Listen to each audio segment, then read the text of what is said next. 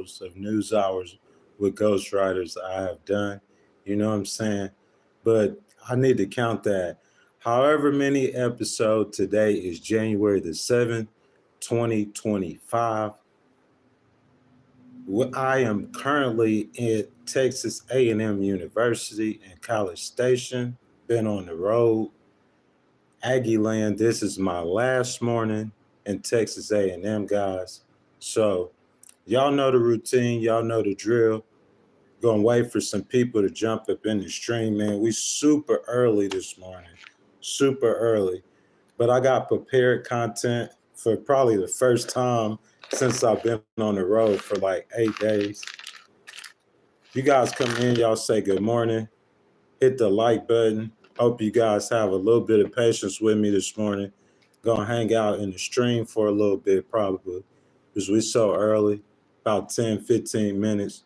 Wait for some people to jump in. As I said, I got prepared content this morning, so I just want to make sure, you know what I'm saying, I don't repeat it. As many people get in here as quick as they get in here, then we'll start with the content. That being said, man, good morning for the live stream. You know what I'm saying? You come in, you could hit the like button for your boy. Jump down in the comments below. You know what I'm saying? Say good morning. Say hello. Appreciate you being here.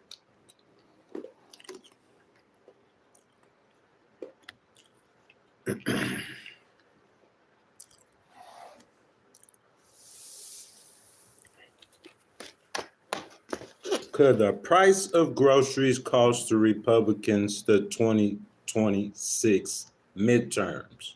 Next year, elections coming. We're going to talk about it. Good morning, guys. Good morning. Welcome in. As you guys come in, if you guys are regular here, y'all know the routine. Show your boy some love. It's free to show some love.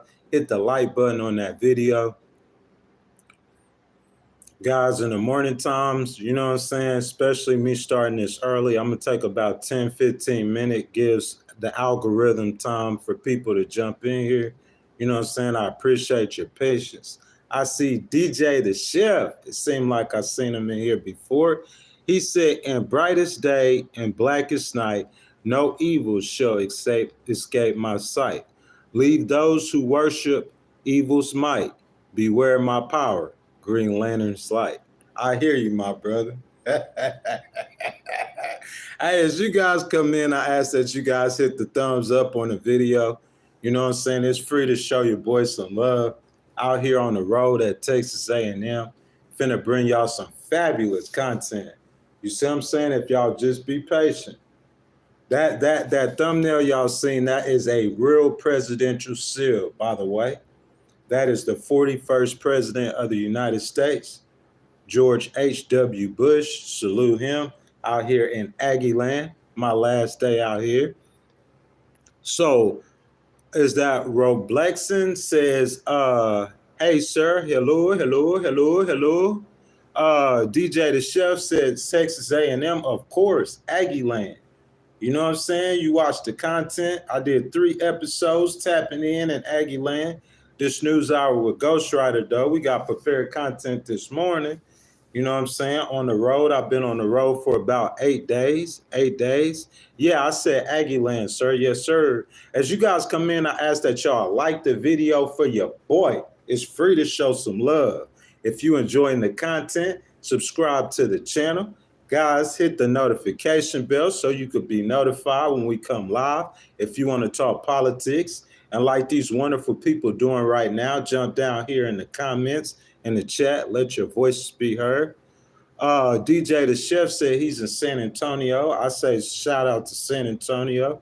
You know what I'm saying? I'm in the state of Texas. Got to stay in the state of Texas for a 60-day period. You know what I'm saying? As I said, guys, if y'all hit a thumbs up on that video for me, let me know that you're a real person. You know what I'm saying? You support the content. We got about 5 minutes or so. We're going to start the content, man. We're talking about grocery prices this morning. We definitely talking politics. So what are you guys? Are you guys Republicans, Democrats, Independents? Are y'all Trump supporters, Biden supporters, Harris supporters, alien supporters, drone flying supporters? What are you guys? Wilson says Jesus loves you. Of course he does, man. He loves everybody. Of course. That goes without saying. Robluxon says, I'm 9, so I don't know what that means. Oh, I'm sorry to hear that. That's very unfortunate. Well, if you hadn't liked the video, I ask that you guys like the video for your boy. See a few of you guys in here. Y'all show your boy some love. We gonna wait for a few more minutes, man, to some people jump in the live stream. Then we're gonna start the content, man. We started early this morning. I decided I'll jump in here, you know what I'm saying? Kick it with you guys for a minute. If you guys wanna, you know what I'm saying, get a conversation started. Or if not, y'all could wait for me to get on this content, man. You know what I'm saying? What you guys think the primary reason that President Trump won the election? Let me see if you guys are woke this morning. If you guys want to start a conversation, what do you guys think the primary reason President Trump won the election? That's the question. If you guys could get the conversation started, we could start the content early. If not, we gonna wait on the algorithm. What do you guys think the primary reason is that President Trump won the election? Robloxon says maybe people just knew he would win. I'm saying, what's the reason he won, though?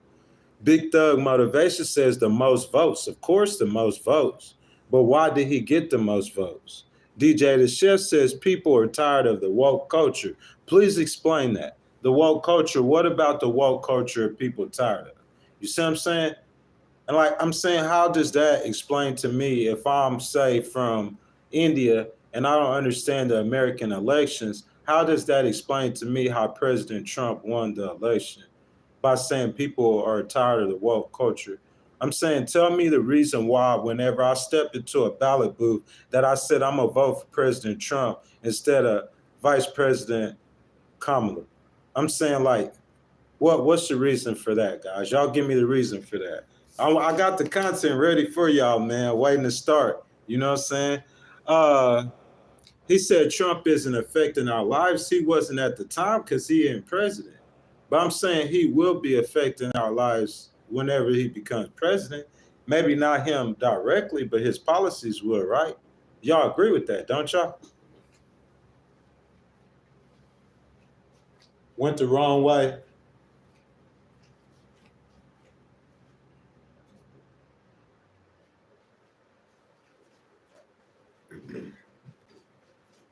Got that heat turned up too high, man.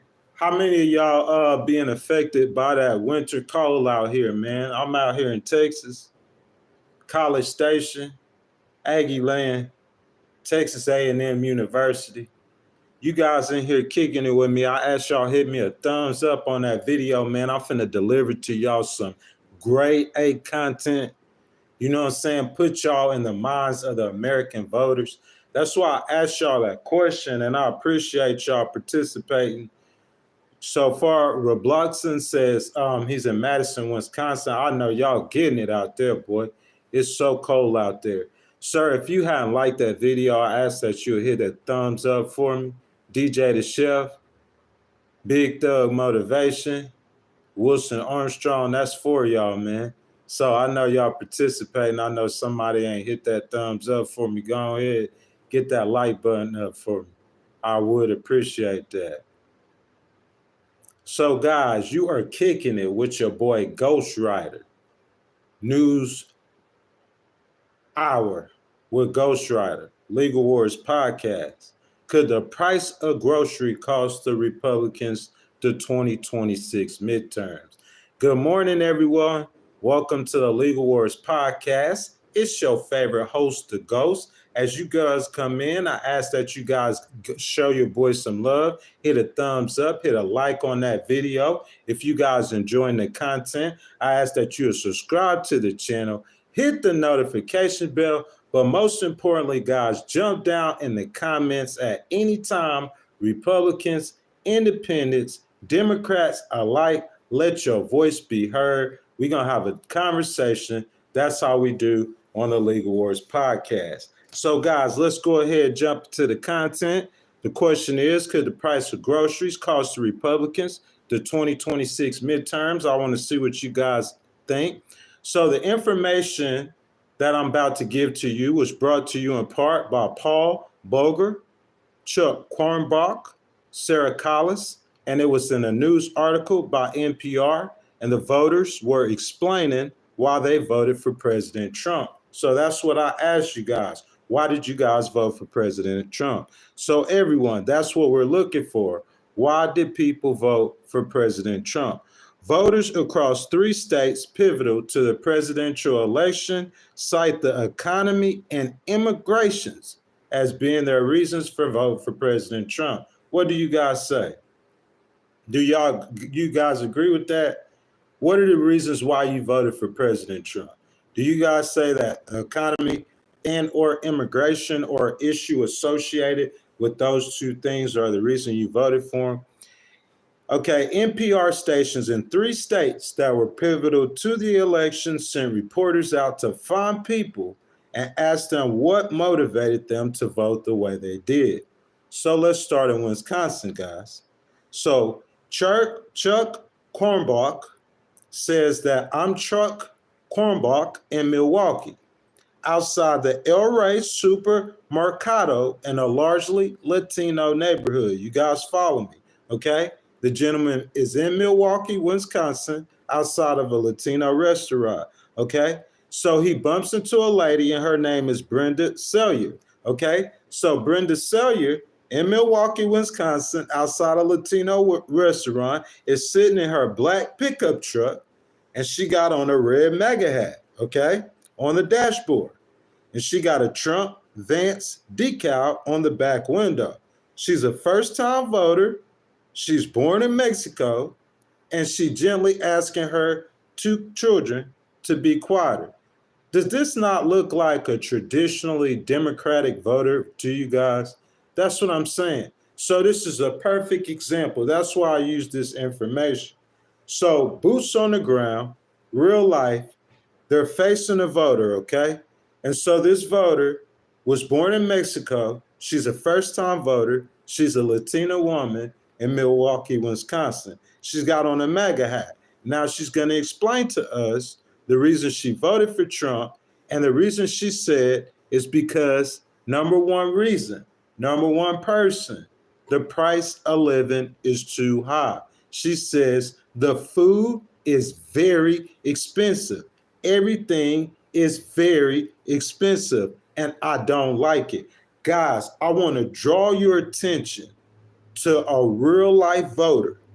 The first thing that she has to say is that food is too expensive. Do you agree with this? Do you guys agree that grocery prices was among the primary reasons that President Trump got reelected? Jump down in the comments, guys. It's early in the morning. I know that, guys. Wake up. Let me know. Let's continue with the content, okay? So the lady, Miss Cellular, she goes on to say, too many bad people coming across the border to the United States. She works in Milwaukee as a machinist. She says she pays taxes, where she feels undocumented immigrants get too much help from the government. How do you guys feel about that? Do you guys feel like undocumented immigrants get too much help from the government? Her request for Trump in the months ahead to bring down prices and reduce illegal immigration. The border, stay out, bad people. Guys, what I'm saying is this is a Mexican lady, okay?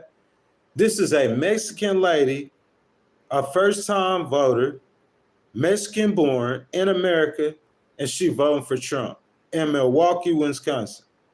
And she says 2 reasons. She says, number 1, she says grocery prices, and number 2, she says illegal immigration and the bad people coming in. That's what I'm saying, guys. What y'all think about that? You know, I'm trying to give y'all some content, wake y'all up this morning, get y'all's comments. What you guys think about that? Let's see. DJ the Chef says it wasn't just groceries, it's inflation across the board. I agree with that. It's economic issues in general. And that's why Trump won. But I'm saying if you look at the situation within the economic issues, I'm saying one of, if not the main issue amongst the economic issues would be the price of groceries. You agree or disagree? And if you agree, tell me why. If you disagree, tell me why. And I think the price of groceries, in my opinion, obviously it's an economic issue, the reason why he won. Inflation, jobs, drilling, oil, whatever you guys want to name. It's obviously an economic reason. But I'm saying across the board, out of all of the reasons, the largest reasons, in my opinion, is the price of groceries. That is among the largest reasons. Inflation across the board, I agree. That hurt the Democrats and that hurt Joe Biden, especially. DJ the Chef says correct, because groceries is what we buy every day. It's what we experience every day, man. And that's what I'm saying. Guys, welcome to the Legal Wars podcast. Thank you guys for being here on this Tuesday morning, starting the content real early this morning. If you guys have not liked the video, I ask that you guys like the video, subscribe to the channel, hit that notification bell. And guys, if you guys want to donate to the channel, or if you want your comment highlighted, hit that super chat button, guys, and we'll get to your comments in just a second. That being said, guys, we're going to get back to the content. We're talking about grocery prices, why the price of grocery prices has went up. So, guys, you see there is some concern with the border. But my question is, does it at all relate to the economy? Because the inflation issue is the reason I believe Trump won. That's what I just said. Let's keep going with the content. So, another one of the interviewers says over in the next row of cars, okay, he ran into another person. This person name is Brian Ortiz. So Brian Ortiz is getting out his SUV. On this late afternoon, he is wearing fluorescent green clothes with his construction job. Ortiz says he voted for Trump. This is the second voter in Milwaukee, okay, Wisconsin, because he says Democrats mishandled the economy. So that's what this gentleman thinks. He thinks that Democrats mishandled the economy. Do you guys agree with that sentiment? He says one of the first ways Trump should fix that is to increase oil production. So this is what this gentleman said. He says that's going to make transporting goods from one place to another way cheaper. Do y'all agree with that? I agree with that 1,000%.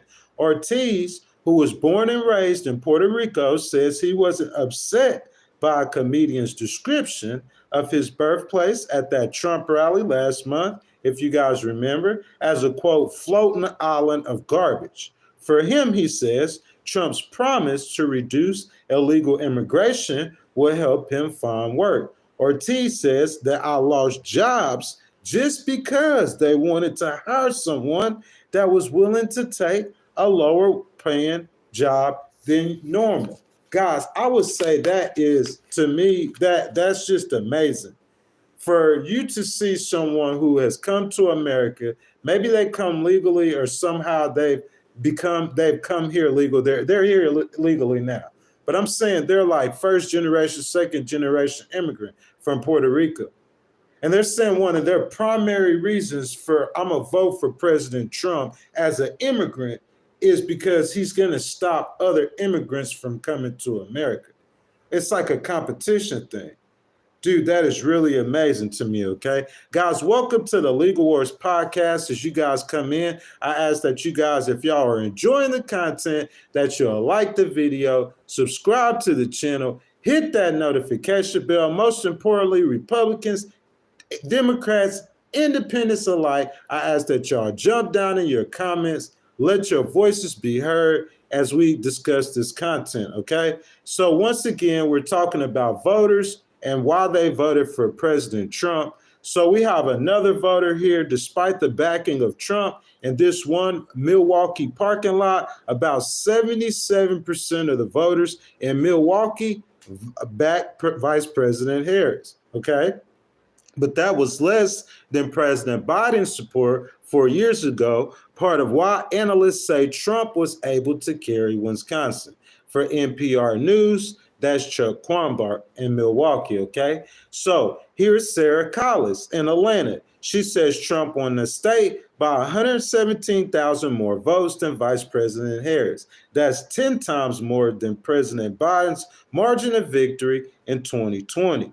Voters around Georgia said that they chose Trump because hope to see change. Okay, so here's a voter in Georgia. We just went over some voters in Wisconsin. Now we're looking at some voters in Georgia why they chose Trump. So this lady's name is Paige D. Combs, and she said that she chose Trump because she know when she lived during Trump's presidency, everything was much lower. Groceries were lower, gas was lower, so I'm just hoping to see that come down. Guys, am I right or wrong? Tell me where I'm wrong at. Tell me where I'm wrong. Dex says middle-aged game bakers trying to be political YouTubers now, bro. He's clowning. Guys, tell me where I'm wrong on the content. Most of the people who voted for Trump because of what Paige says. Paige says, I know when we lived during Trump's presidency, everything was much lower. Groceries were lower. Gas was lower. So I'm just hoping that everything comes down. Guys, welcome to the Legal Wars podcast. I'm glad that you guys are here with me this morning. If you guys have not liked the video, I ask that you like the video. If you enjoy the content, you subscribe to the channel and hit that notification bell. Guys, we're talking about the reason why people voted for President Trump. We're looking at some voters across battleground states, and we're saying why they voted for Trump. The question this morning to you guys is, why did you vote for President Trump? And I'm saying this lady right here in Georgia, okay? Her name is Paige D. Combs. She said that. These are her words. I know when we lived during Trump's presidency, everything was much lower. Groceries were lower. Gas was lower. So I'm just hoping to see that come down. Guys, jump down in the comments. Guys, let me know why you guys voted for President Trump. I see Randy Joseph. Good morning, sir. He says, how I'm doing. I'm doing good, bro. Hope you're doing good too. Guys, let's continue with the content. So the lady I just described to you, Miss Paige D. Combs, she lives in Macon, Georgia. She said that she is hoping that Trump brings down the cost of living.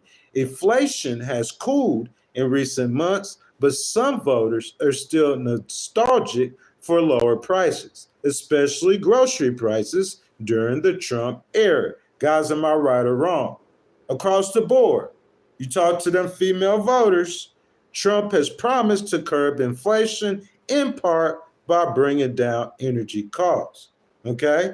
So guys, making sure we try to have as many jobs as we can here in the country and trying to keep everybody gainfully employed is the Republican motto. And I believe that is why President Trump got elected. So guys, if you are here at the Legal Wars podcast, y'all know what time it is. It's discussion time, guys. So jump down in the comments. Let your voices be heard. Guys, y'all remember what Paige D. Combs said. I know when we lived during Trump's presidency, everything was much lower. Groceries was lower. Gas was lower. So I'm just hoping to see that come down. That's my entire point to this story, that the reason why Trump was elected was because of inflation.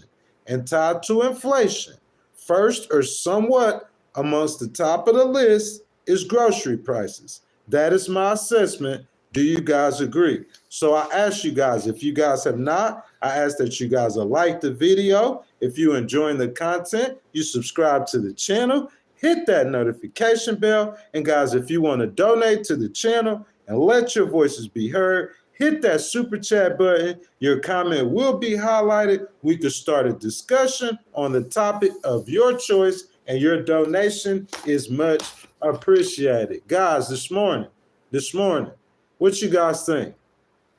That's my assessment. that President Trump, for the most part, won the election for grocery prices. Do you guys agree or disagree? That's what I'm asking y'all this morning. I know everyone's slow. They waking up, still sleeping. You know what I'm saying? Bots, AI in the chat, something like that, trying to get a discussion. Randy Joseph says, Donald Trump, #1 president in the world. I'm asking you guys, why do you think that President Trump, do you guys agree that grocery prices and inflation were the primary reasons, economic reasons why he won the presidency? That's the question. DJ the Chef says he needs to minimize the government's power.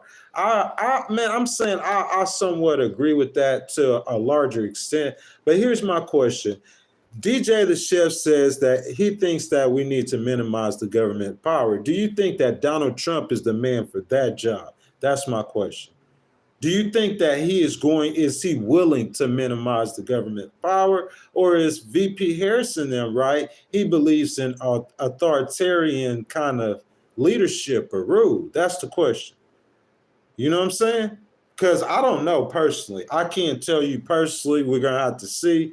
You know what I'm saying, guys? We're getting real close, like weeks, getting down to days before President Trump is going to be sworn in as the 47th president of the United States. So DJ the Chef, I agree with you. I appreciate that, guys. Welcome in, guys, Legal Wars Podcast. As you guys come in, I'm asking y'all like the video, subscribe to the channel, hit the notification bell, guys. Jump down in the comments. We talking about President Trump this morning and why you think that President Trump was elected. You know what I'm saying? The primary reason. And we're having a discussion right now. So Mr. Willie says that he likes the channel, brother. I appreciate that. I thank all you guys for the support, man. We're going to keep it pushing, though, with the content, man. We looking for reasons from the chat as Americans, letting our voices be heard this morning, early this Tuesday morning. I'm looking for reasons from you guys as voters why you think the primary reason is in detail that President Trump won the election. You know what I'm saying? And that's the conversation we're trying to have this morning. I appreciate you guys being here. Guys, I'm very interactive with the content, man. You guys come with the comments and the content, man, and we could get the discussion started. You know what I'm saying? A little bit longer, and then I'll keep on going with the content. Just try to give people a chance to come in, you know what I'm saying, so we don't have to keep repeating it. Let me see what you guys, if anybody here says.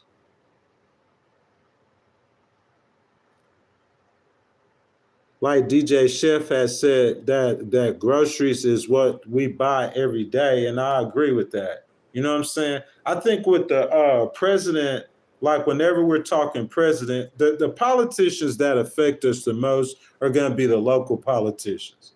You see what I'm saying? That's like the politicians that, like the mayor or the town, whatever. You see what I'm saying? The sheriff.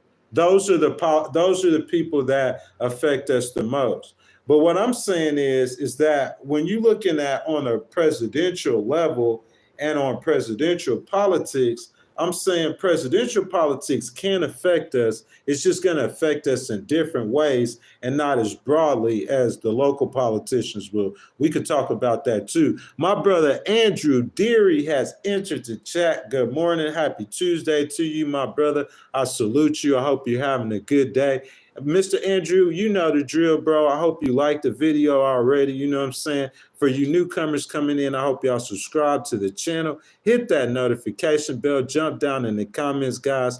The topic of the conversation, man, I'm asking you guys as voters, what is the primary reason why you guys voted for President Trump? Or if you did not vote for President Trump, why do you think the primary reason he got elected? And I went over content, man, and I said they talked to voters in Georgia, talked to voters in Wisconsin. The food is very expensive. Everything is very expensive. They don't like it. So I'm saying grocery prices, in my opinion, is like the primary reason why President Trump got elected. And I just want to know, we can have a discussion if you guys agree or disagree with that. I think the primary reason why President Trump got elected or reelected is because of inflation and the price of everyday goods.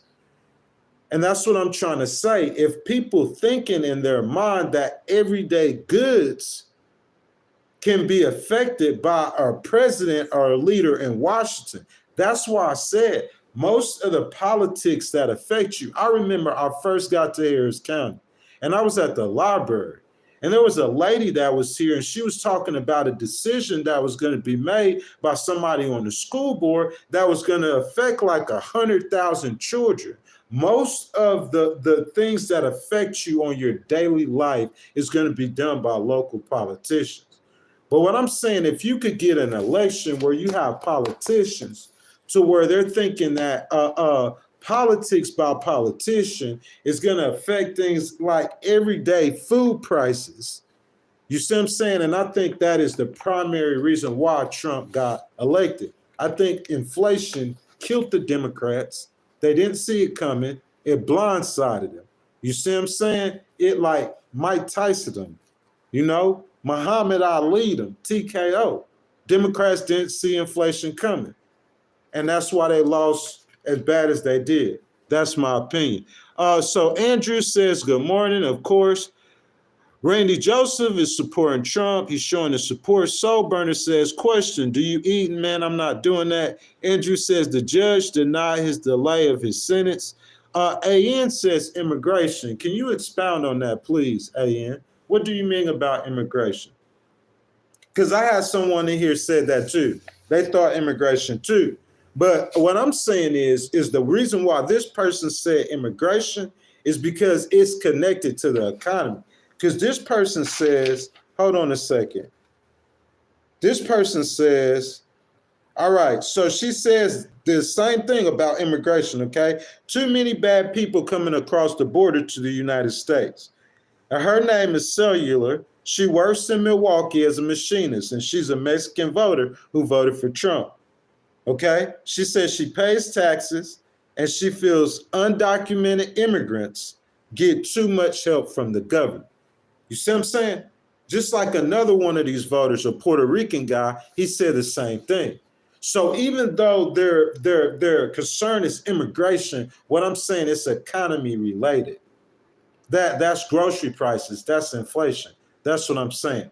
So that's the discussion and the topic. I'm trying to get responses from you guys, or how you guys could disagree with me or say my facts are wrong, or say anything you have to do to where you can get me off the spot. To my spot is, and my argument is, where I'm standing 10 toes at, is the primary reason that President Trump won the election over VP Harris. It don't matter how many millions of votes he won by. Think about how many millions of people that voted.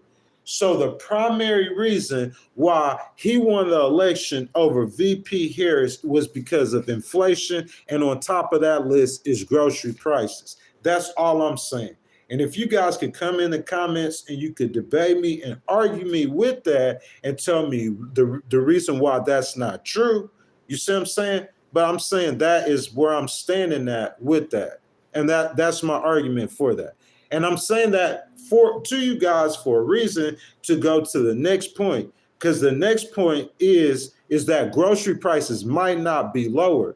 And if grocery prices are not lower, that could spell a disaster for Trump and the Republicans. Do you guys agree with that or disagree with that? Republican, Independent, Democrats, don't be shy. Jump down in the comments. Let your voices be heard. Let's start a discussion this morning. Guys, welcome to the Legal Wars Podcast. You kicking it with your boy Ghostwriter, your favorite host, the Ghost. If you guys have not liked the video, I ask that you hit a thumbs up on that video, like the video, subscribe to the channel, hit that notification bell if you're enjoying the content. And guys, jump down in the comments, man. Let your voices be heard. Randy Joseph says he's from St. Lucia. St. Lucia is a very beautiful country. I would love to visit sometime soon.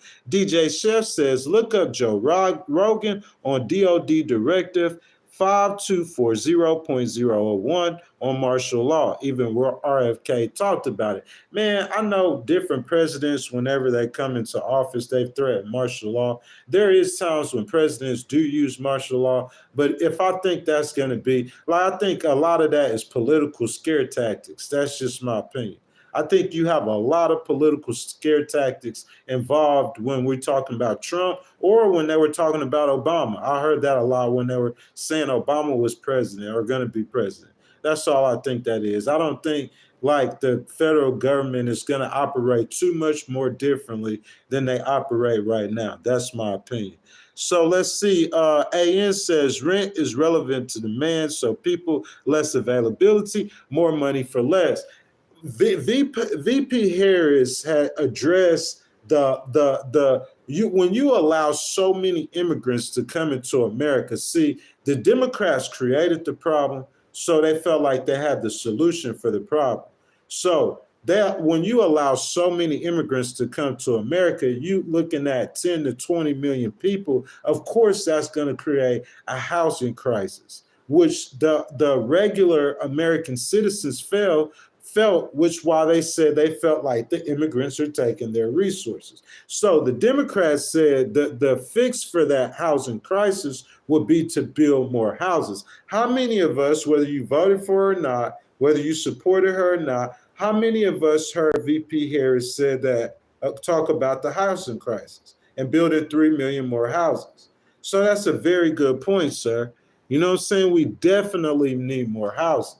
And you have to address these problems and address these crises. And I'm saying you could be as good of a business leader as you want to, because Trump's a good business leader. He got a lot of business people around him, but he needs some thinking minds too, and some political minds to understand that the damage and the harm that you could cause to the population by trying to cut a program to make America $1.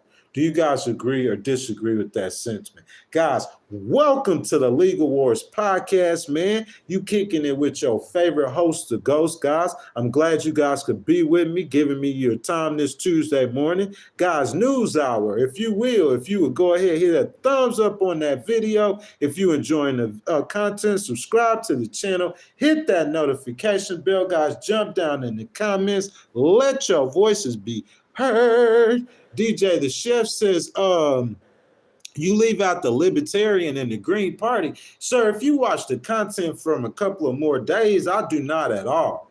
The Libertarian Party, in my opinion, have the loudest voice in the Republican Party right now.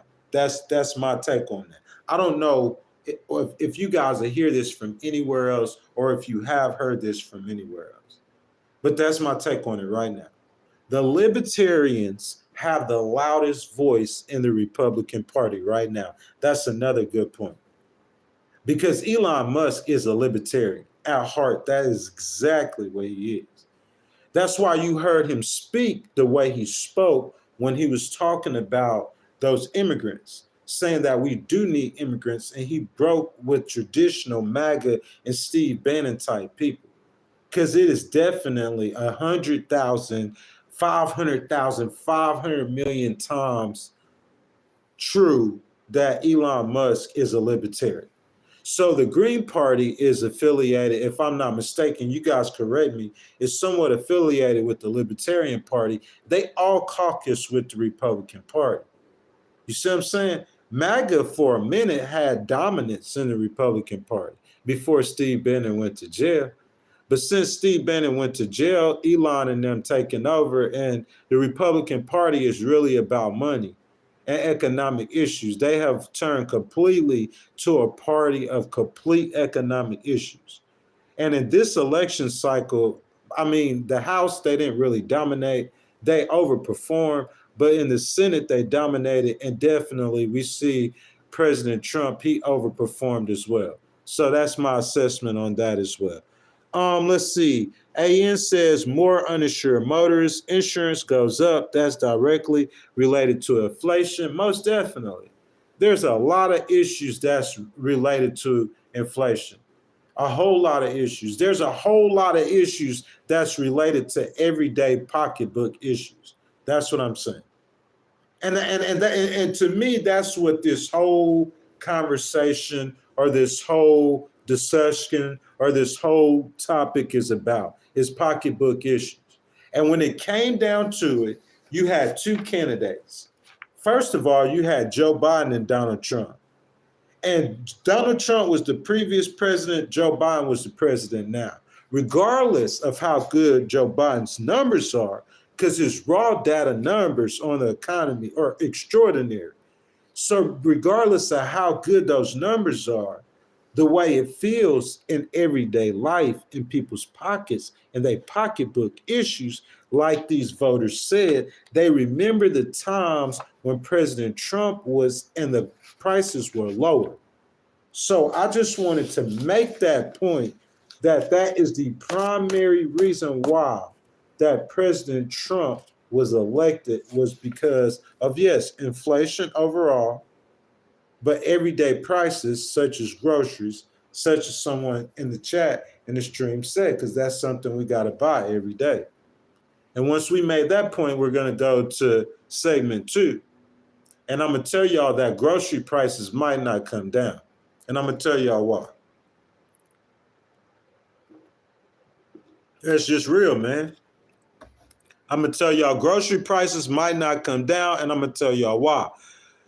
Let's see. So Marto says that he thought I moved to Canada because Trump won. Why would I move to Canada, man? I would love to go up and visit Canada.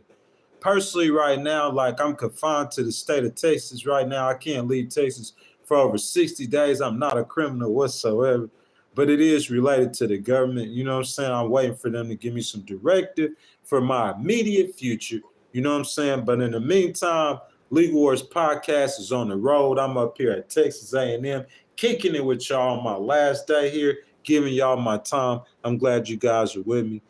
AN says, yes, we need more housing, but the speed in which illegal immigrants are coming in, no developer could keep up with that. That's a good point, and you are 10,000% right.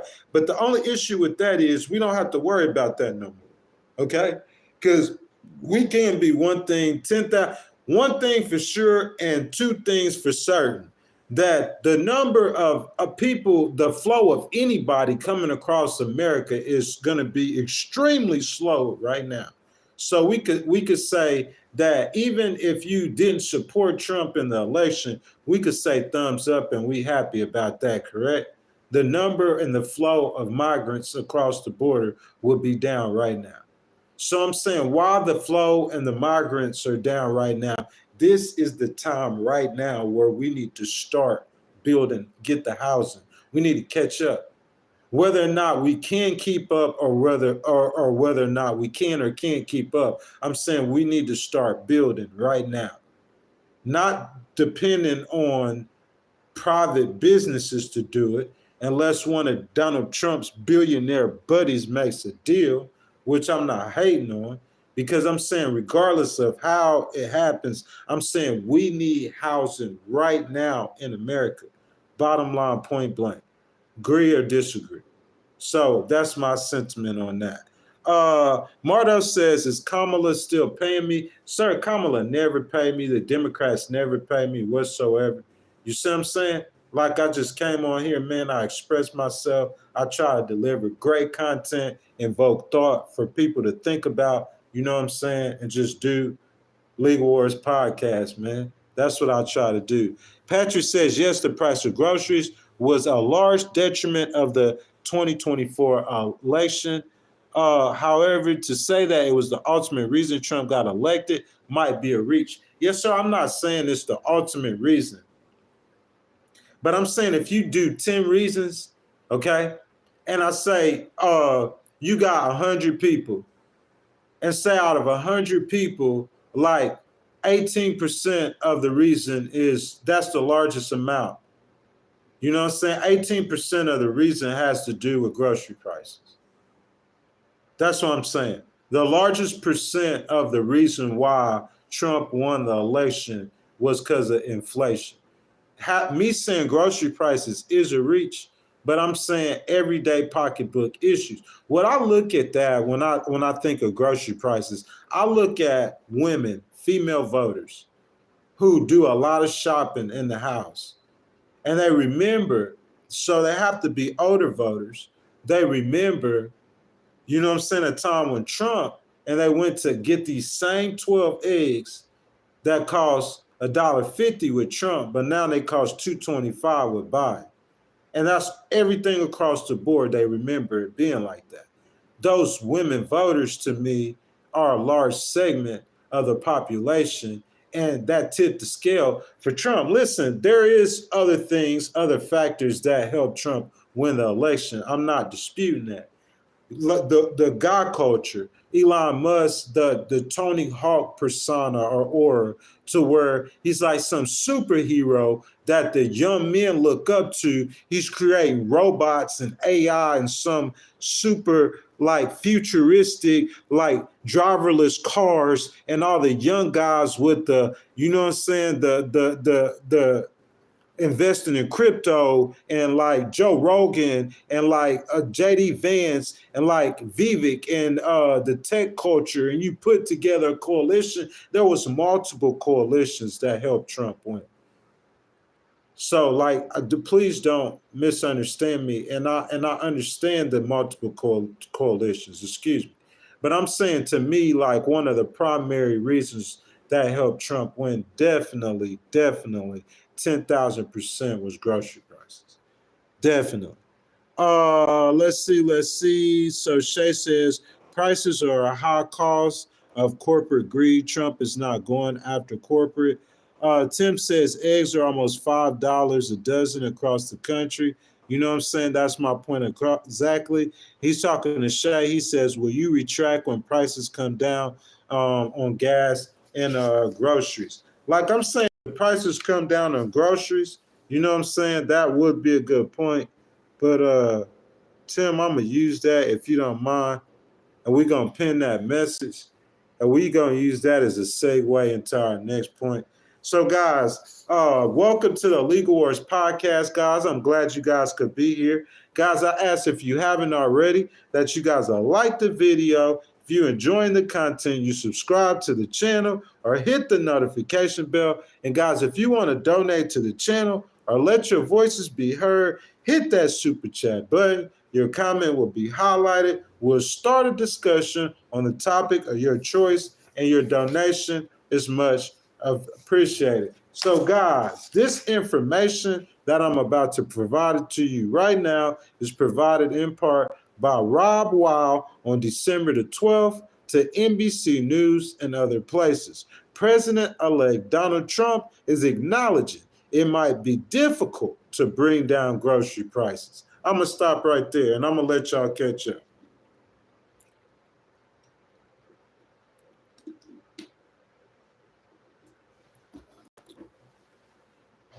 I wanted the lights to come on so y'all could see me good, okay? Y'all get down in the comments.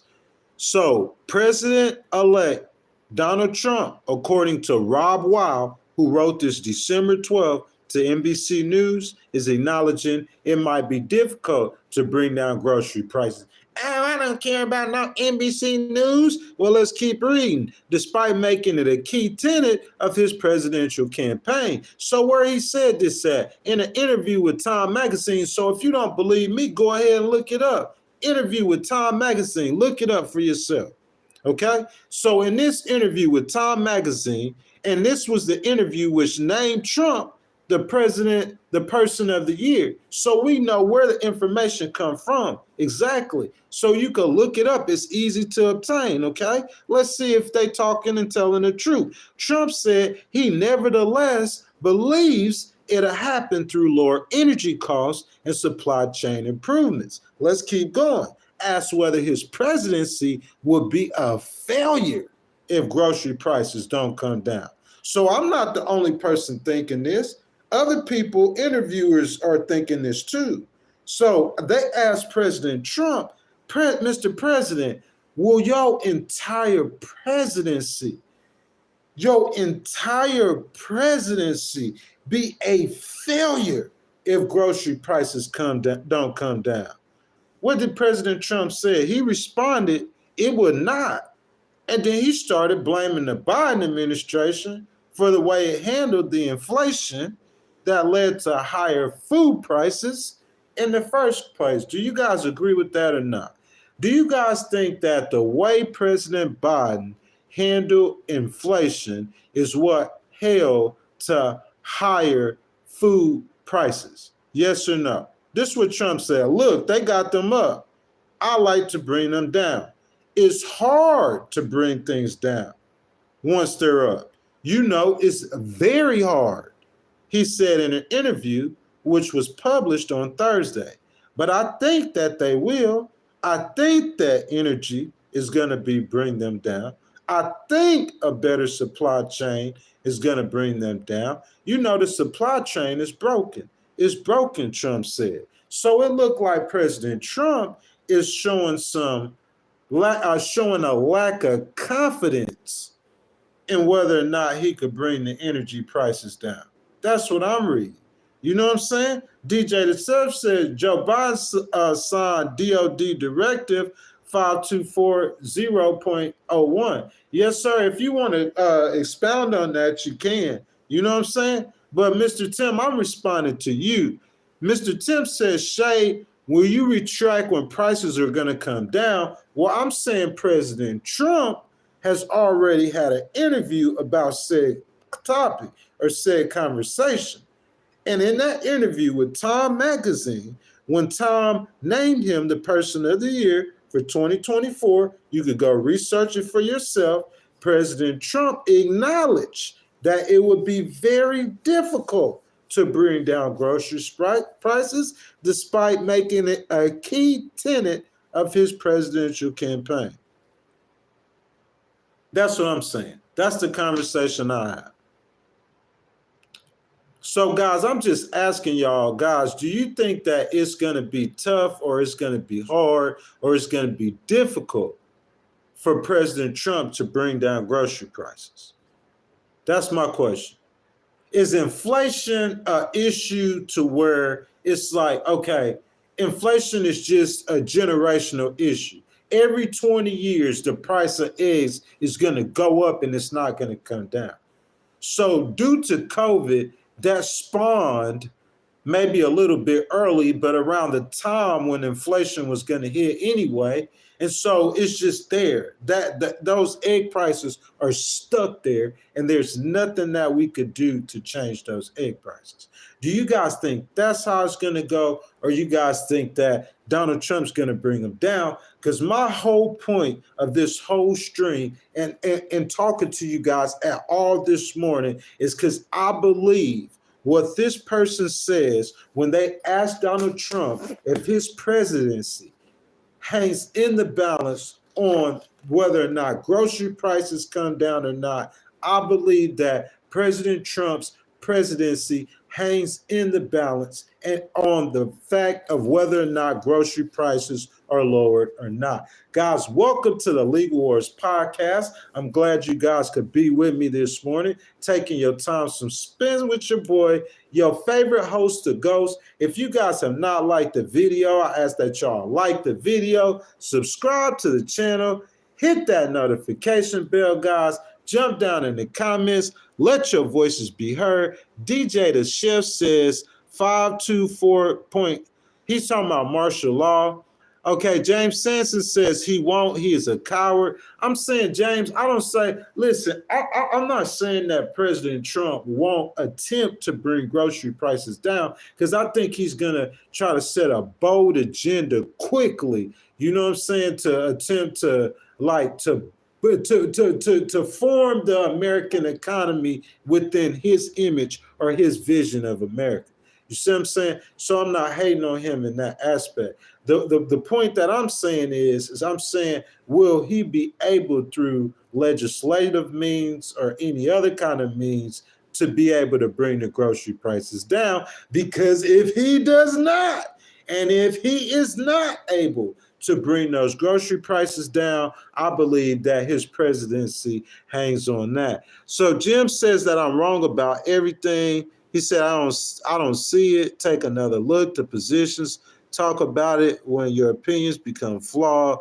James says, 19 isn't to blame. It's all the free cheese handed out. Hey, so James, if you saying that, then you really putting that on Biden too. Because I'm saying Trump wasn't the only one passing out checks. Biden was passing out checks too. Tim says, when the market gets used to higher prices, yes, it's harder to bring down prices. That's right, but not impossible. I do not believe $5 is the new norm for eggs. I don't know, man. I don't know, sir. I hope you're right about that. You see what I'm saying, Mr. Tim? But I just don't know. And I'm not sure if that's correct. That's what I'm saying. Who else said? Patrick said supply and demand is the name of the game. If market pressures are reducing the supply of various essential goods, it only follows that the demand will rise and therefore prices along with them. Patrick, I agree with that too. You see what I'm saying? But I'm just saying, like, look. You could go left, and when I say left, I mean actually left with the Democrats, with the, you know what I'm saying, people who vote that way. You could go left as much as you want to, as hard as you want to, with as many thoughts as you want to, and be right. Or you could go right. It could go like to where he got prices lower than they ever been before, or it could go like where prices actually went higher or not higher. Like I'm saying, like I'm not trying to argue that train of thought. I'm not this on this discussion. I'm not like arguing in favor of Republicans or Democrats, which most of the times I do not, because I am an independent at heart. But what I'm saying is my argument is that will it cost the Republic? This is 2025 now, y'all, right? So y'all know we have midterm elections next year. Next year. We have midterm elections next year in 2026. Okay. So my question is in a little over a year and a half, if grocery prices are not down, will that cost the Republicans? That was my question. You see what I'm saying, guys? That's my question. Guys, welcome to the Legal Wars podcast. I'm glad that you guys are here. As you guys come in, I ask that you guys will like the video, subscribe to the channel, hit that notification bell, guys. Jump down in the comments, guys. Let your voice be heard. Mr. James says, when we stop buying, it will go down. When we stop buying what, Mr. James? Jim says the best way to lower prices in the store is to lower the cost of inputs at the producer level. Energy costs will accomplish that. Hey, he has the opportunity. I'm saying he has the reins, man. It's up to him to get it done. You know what I'm saying? Because we're going to find out.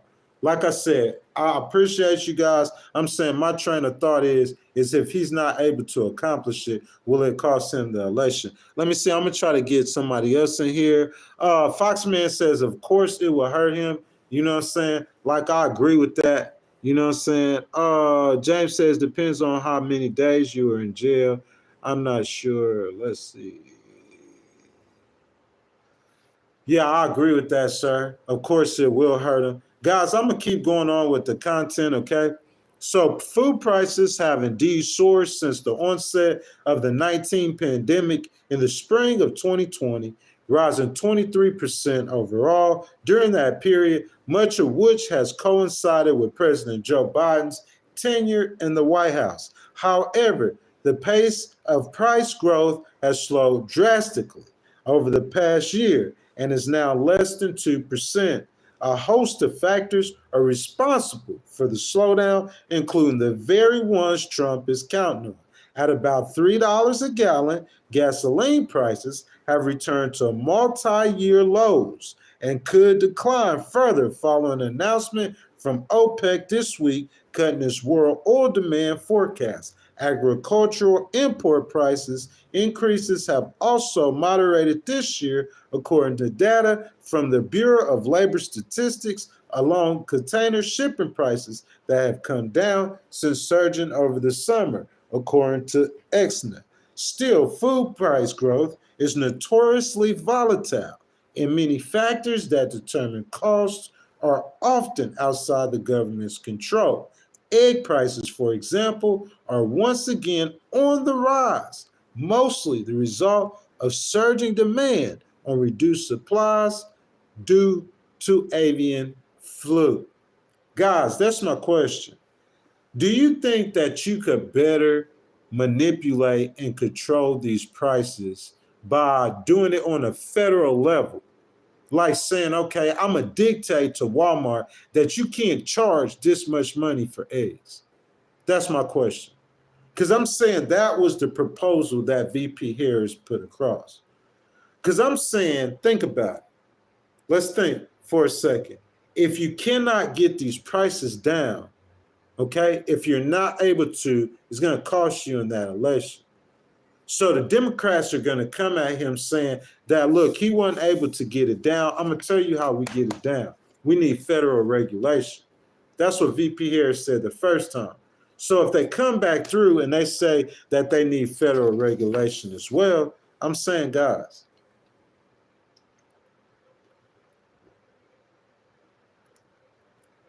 I'm hitting on all cylinders, man. Tell me how I'm not. Because I'm saying we're going to find out if his policies are going to bring those prices down. Because I'm saying he's skeptical about it. You know what I'm saying? James says, we want accountability more than prices down.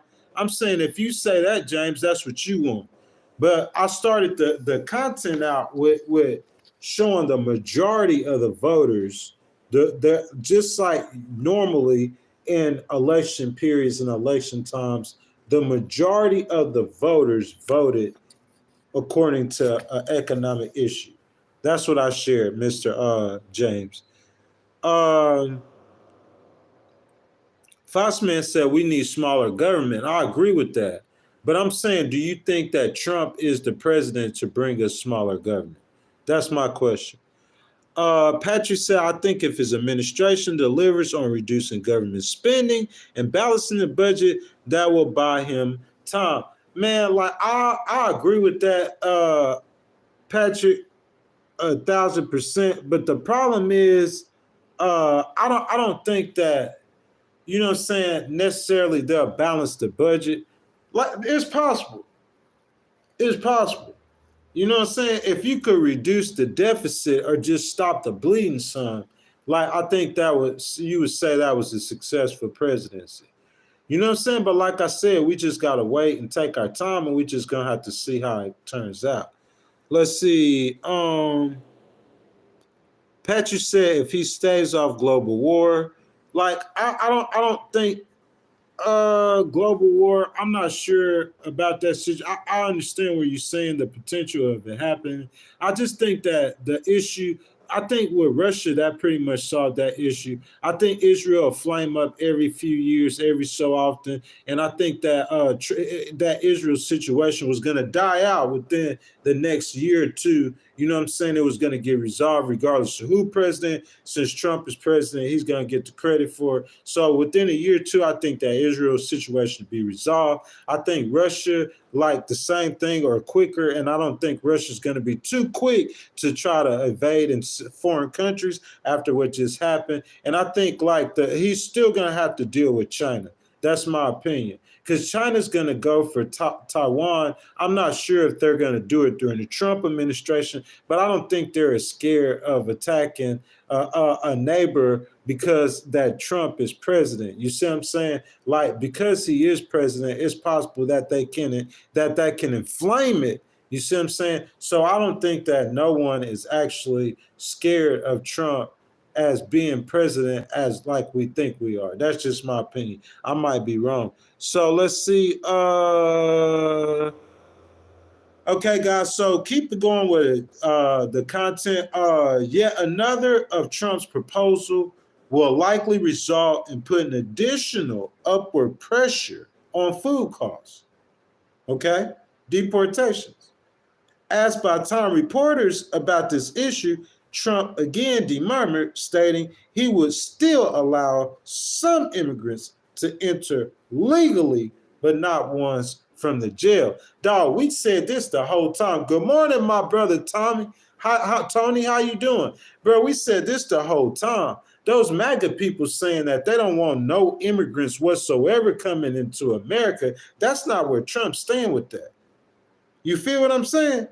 This is what he said in this Time magazine or article. He said that You see what I'm saying? Trump again demurmured, stating that he still will allow some migrants to enter legally, not from jails. So what migrants he gonna let enter legally? He's still gonna put on the bluster on the outside to make it seem like, hey, you know what I'm saying? Like the people who voted for me, they want to. I gotta be tough on immigration, but I'm be tough on immigration. But what I'm saying, there is a takeover in the Republican Party by the libertarians. You guys might not could see that, but that is definitely what's happening. The libertarians are taking over the Republican Party. You see what I'm saying? And Donald Trump's cool with that. He knew that from the get-go. Him and Elon having them conversations. Elon basically staying out at Mar-a-Lago. You see what I'm saying? So, good morning, Aloha Kitty. Mr. James says MAGA doesn't say no immigrants. Man, I'm talking about the original MAGA, bro. Like, if you just, Steve Bannon, he just said this, that he thinks that those jobs, tech jobs, all jobs should be worked by American workers.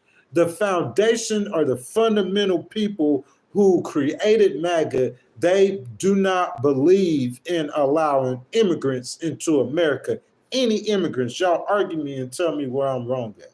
Now, if you're talking about where the Republican Party stand, of course, Trump is saying, like when Steve Bannon, we just covered that. When Steve Bannon got into that argument, man, I see Patrick, man, he got that $2 sticker going this morning. I appreciate it, my brother. Thank you, Patrick. Patrick said, I see what you, brother. Keep moving the needle. I appreciate that, sir. Thank you for that love and that support. If you guys want to donate to the channel, you know what I'm saying, a sticker, super chat, Patrick, you want to get a membership, $1.99. Y'all do what Patrick did. I appreciate that. You guys just coming into the stream, I ask that y'all, go ahead. Throw that thumbs up on the video, you know what I'm saying? Show me some support. You know what I'm saying? It's slow motion on Tuesday, my last day in Aggieland, trying to power through the content, though, man. So, yeah, man, I'm just saying, though, man, President Trump, bro, like, he's going to allow some immigrants into America. So I'm saying you could see President Trump shifting to the center his last 4 years. The first 4 years, it's like, I'm going to build a wall and Mexico going to pay for it. Donald Trump was like, I'm not finna allow nobody into America. The Muslim ban, Muslims can't come into America. Nobody. Like, but I'm saying he's went from that to where he's now taking like an Elon to where they do want to be tough on immigration, but they just don't want to, they want to pick and choose the immigrants they allow to come in. Bro, I'm going to say this, like, I don't agree with them because a lot of poor immigrants, they're not going to be supporting poor immigrants. Like, they might not want Haitians or Mexicans or South Americans. They just want the tech, the smart, and I understand that. You know what I'm saying? But I'm saying they are for some immigration. And that original MAGA crowd, like Steve Bannon, you go at Steve Bannon, y'all saying Steve Bannon isn't MAGA? He is MAGA as you could get. But if you go ask Steve Bannon and you say, hey, Steve Bannon, he ain't for no immigrants, man.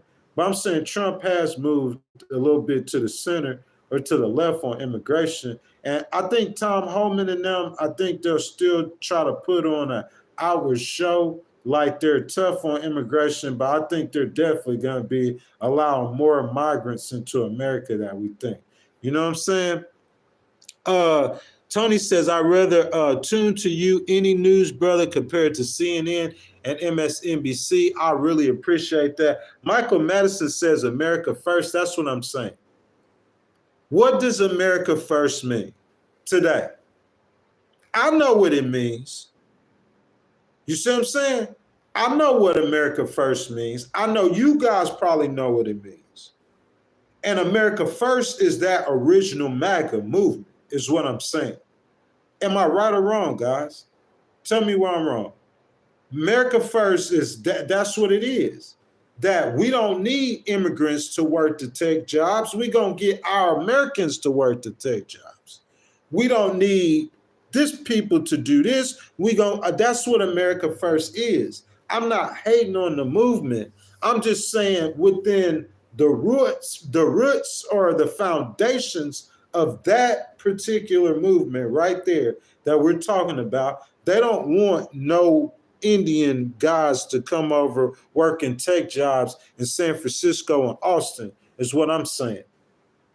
They want those jobs worked by Americans. That's what I'm saying. And Trump has moved from that position. And Elon has never been in that position. And if you listen closely to what Elon said he wants those kind of Republicans rooted out the Republican Party.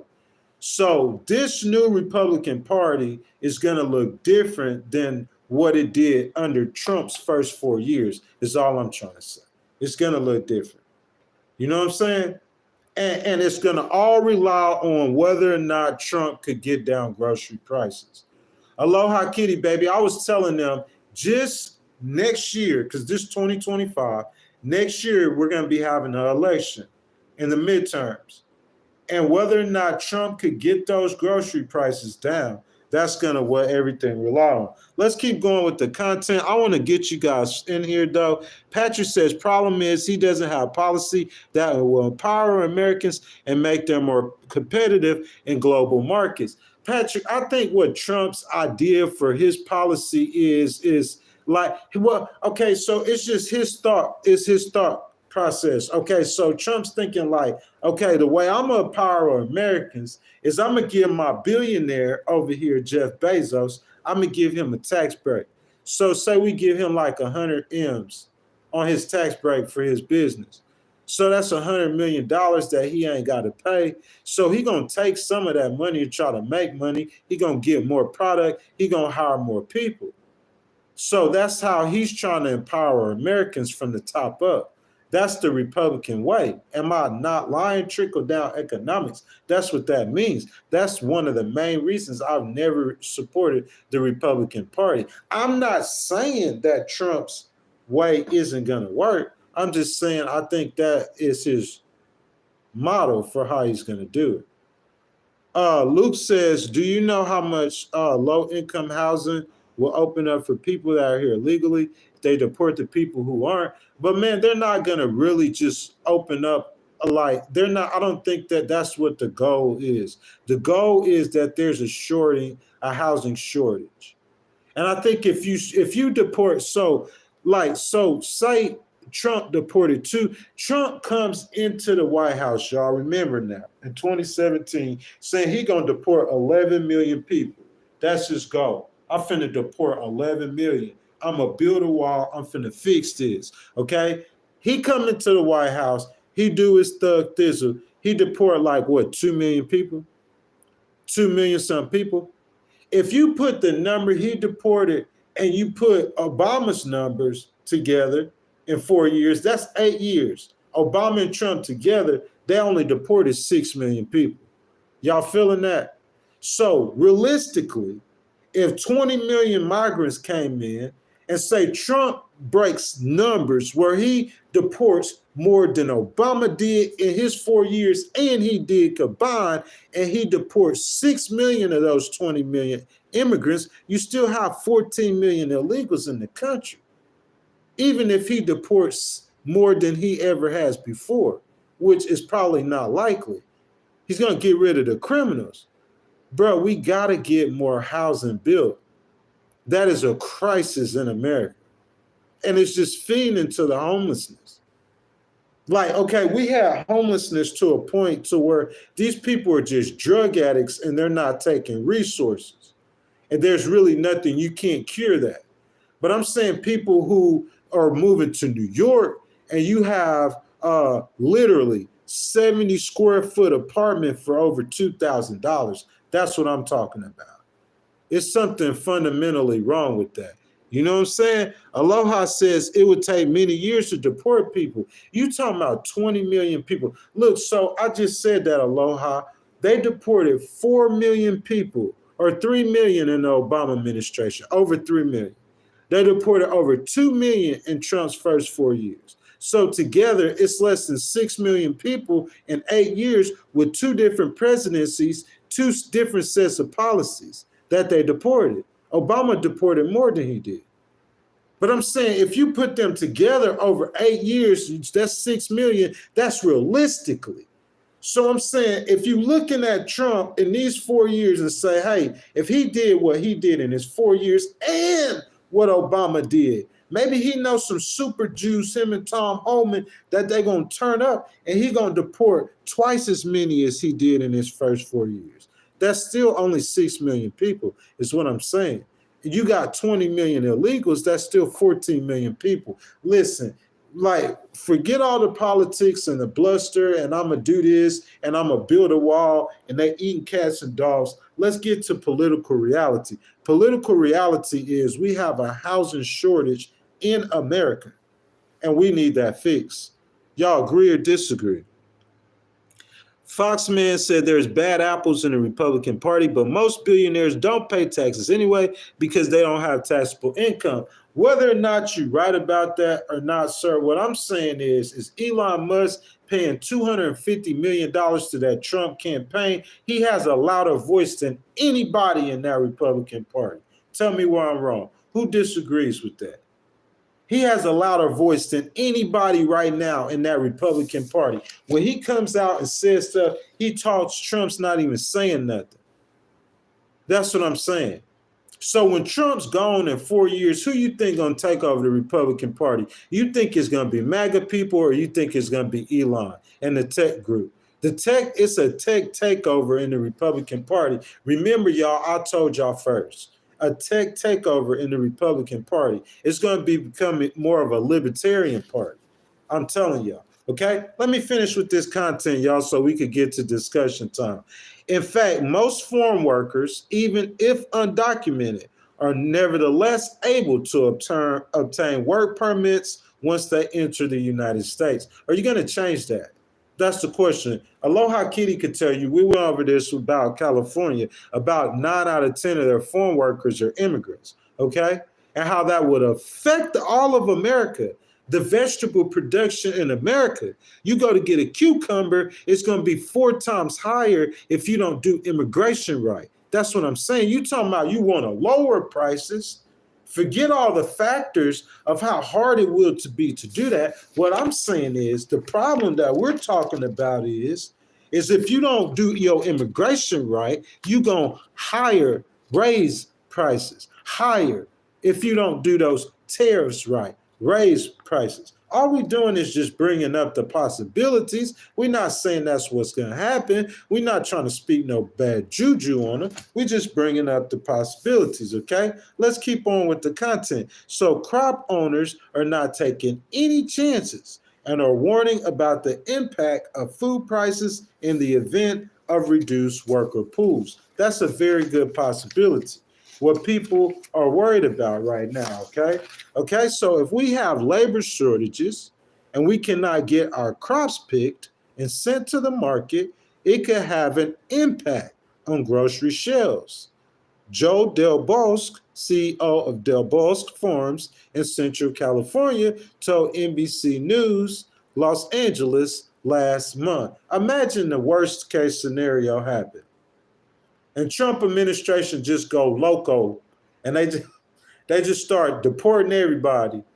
And you start going to the grocery store and food prices are getting higher. And you drilling, but grass prices are getting higher. You see what I'm saying? It's certain policies that can happen with. That's why other presidents before you did not take that road. Do y'all agree or disagree? You know what I'm saying? Spitfire Sean, good morning. Good morning. Glad you could be with us. You know what I'm saying? Benji says back at it again with the Houston hat. Oh, definitely. Never that, my brother. Never that. So, guys, what the gentleman is saying, though, is that if we do not handle our immigration situation right, it could be a problem to where grocery prices could be higher. Okay? He said there could be less fruits and vegetables in the produce area. It could drive prices higher. Guys, we back to discussion time. We had discussion time. So I gave y'all my, look, so I started early, guys. At first, I told y'all why voters said some of the primary reasons why they voted for President Trump is because of inflation. It's because everyday prices, okay? Right now, I just told you how President Trump in the Time magazine said he might not be able to get those prices down. You Trump supporters, don't get mad at me. That's what President Trump did. He said, go get the magazine. Time magazine, show him some support. Man of the year, President Trump, go look it up. He said in that article that it's going to be hard to get grocery prices down. Discussion time. What I'm trying to say, next year are elections for control of Congress. If those grocery prices don't come down, will that cost the Republicans the midterm? That's my question. Whole reason for the stream, guys. Whole reason. Foxman says rent is high because government got their fingers in the middle. Regardless, the government need to help regulate the rent. And to help you got all these, you put 20, 30, 40 million people in the workforce on purpose, regardless of what you hear politicians say. They want to grow the workforce because the American population is facing decline. The American people aren't having as many children. So if you want your economy to grow, you have to put more people and it gets bigger and it expands. And you put more people and it gets bigger and it expands. And that's how you keep it growing, even if as many American children aren't being born and grew up. You bring in outsiders to work and grow your economy. That's what's been happening in immigration. Good, bad, or indifferent. That's what I'm saying. So you got all these people here, bro. You're going to have a housing crisis if you don't build more homes. That's has to happen. That's what I'm saying. VP Harris, those policies, you got to understand the real live legitimate problem that we have to understand a solution. You just hearing something that you saying is a solution, but these things aren't solutions to these problems. And that's what I'm here to say. No spin zone. That's what I'm saying. You building a wall in the solution to the problem to stop all the migrants. You closing the border in the solution. Those are good things. Those are part of the fix. But what I'm saying, they're not a solution to the problem. Does that make sense?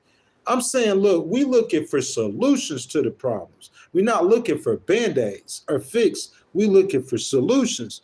Tani says, you are much, much better than Kamala Harris on the immigration issue, brother. It's not about me, though. You feel what I'm saying? It's not about me. And look, this is what I'm going to say, sir. This is what I'm going to say to that, okay? It wasn't about me being better than VP Harris on the immigration issue. It's just about being able to explain it. Listen, this is how I see it. Whenever you have affiliations to some political party, okay? So VP Harris might say, okay, we need to fix immigration, so we're looking for a long-term solution. But while we're looking for a long-term solution, we can close the border. What President Trump is saying is kind of right. We can finish that border wall. That will help some. It's just a Band-Aid, but we're working on a long-term solution right now. So while we're working on a long-term solution, we can do some of that Republican stuff too. But she can't come out and say that because she's affiliated with a political party. Does that make sense? She's got an affiliation with a political party. That's why she can't come out and say that.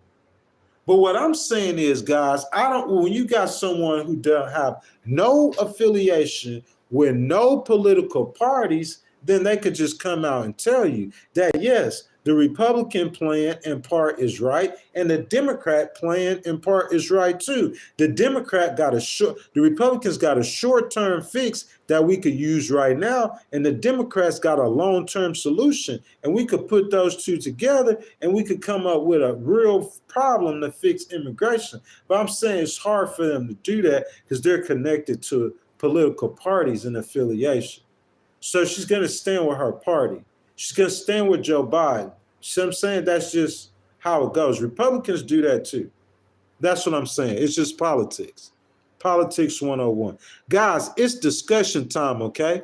So jump down in the comments, guys. Let your voices be heard. Look, they got them, okay? I like to bring them down. It's hard to bring things down once they up.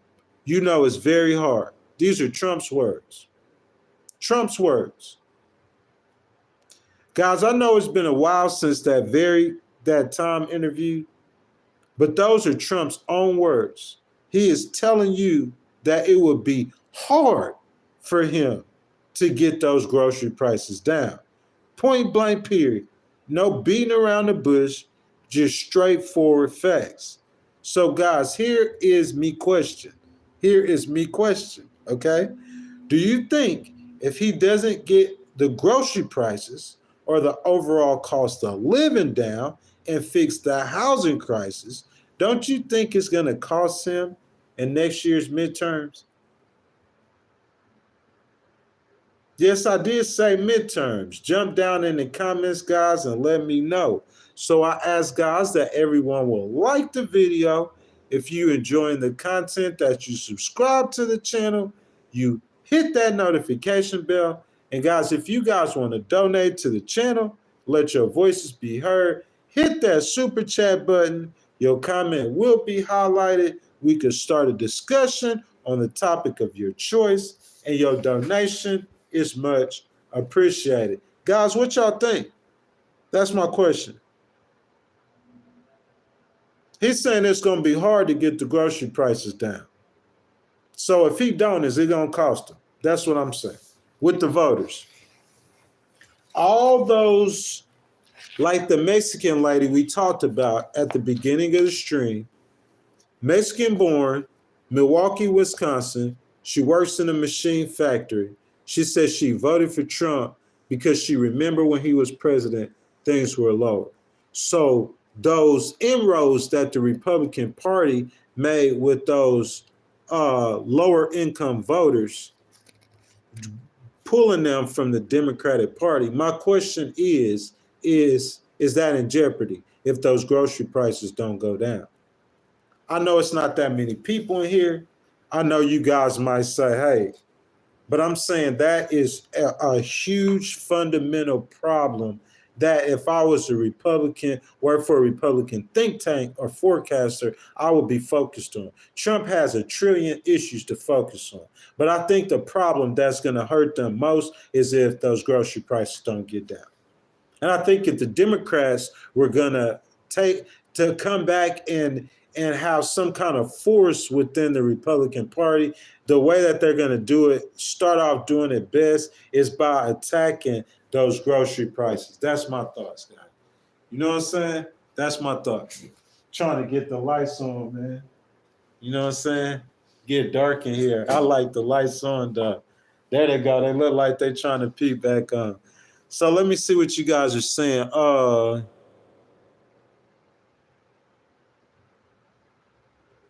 Essie says, yep, could do, but things will have to get worse. Essie, baby, things usually get worse before they get better. Especially when change or you depend on, you always expect or count on them to get worse. That's the road to getting better, is getting worse first.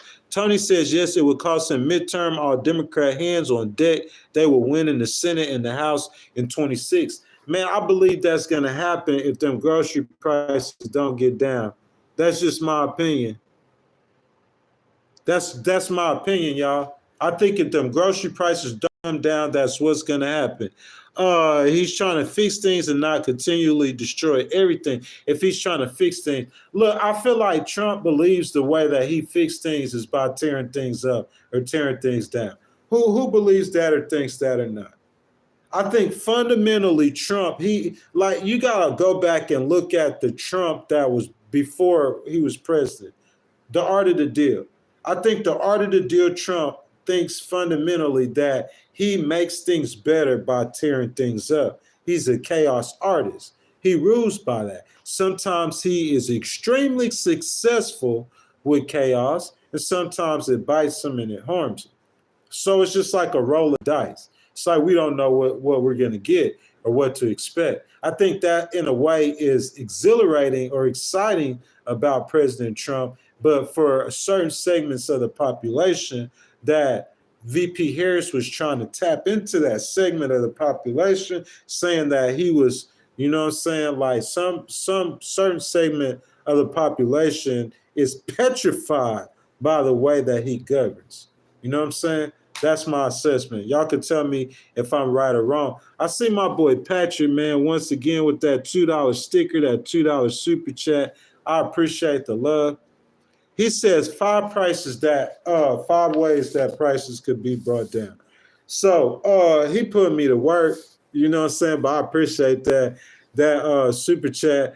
I think the number one way that I would attack it is to do what he's gonna do already. He's gonna drill. He's doing a lot of drilling. The energy production for America is at an all-time high. It's at a high. The Democrats don't see no reason why you have to drill more. But even though energy production is high, I still say if he drills more, that wouldn't hurt anything. So that's number one. Most of these things he's already doing. You see what I'm saying? So that's number one. Number two is I would target like farm workers, or I would target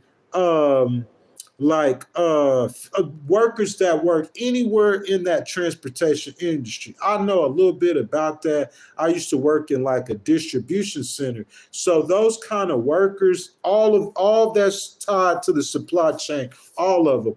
He spoke of different segments of the population in doing tax cuts, like tax on tips or tax on overtime or tax on things like that. So I think if he like focuses on like farm workers and those kind of workers who work in that industry, if he focuses on those workers and get more money in their pockets by doing tax cuts, I think he actually could get legislation passed, because I think that'd be bipartisan so the workers could have more money. If he focuses on that, I think that would be more number two things. I would focus on the people who are actually producing the product. I will get those prices down by then.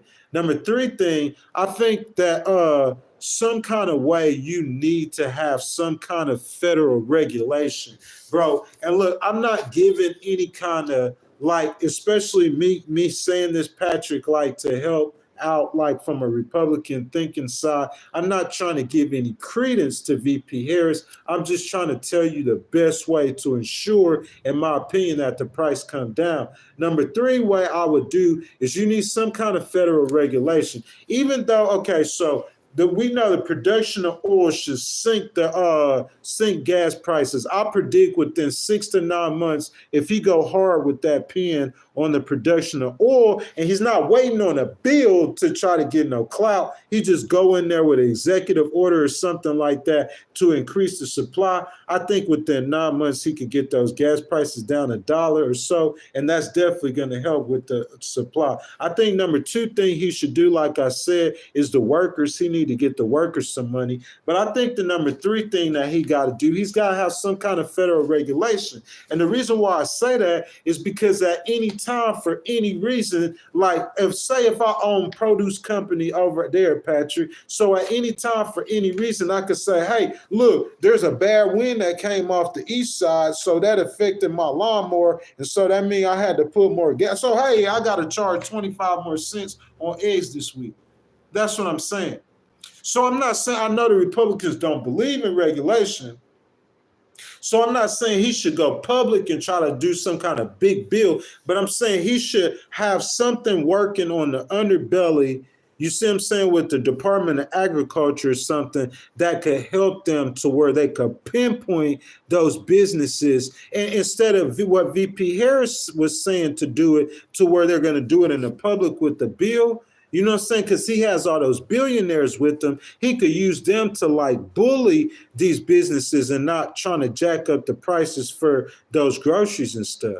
You see what I'm saying? Because you got to be able to regulate, because at any time, one of those owners could just go and say, hey, free market. You know what I'm saying? Then they're hurting all the other work that you putting in legislatively and what that you could do to help the American people, they're hurting all that work with their own greed. So you got to, number three is you got to be able to stop people from getting you greed. Okay, Patrick, I'm going to give you all of them. Okay, this off the top of the head, if you gave me some time to really think about it, I could come up with some real life solutions.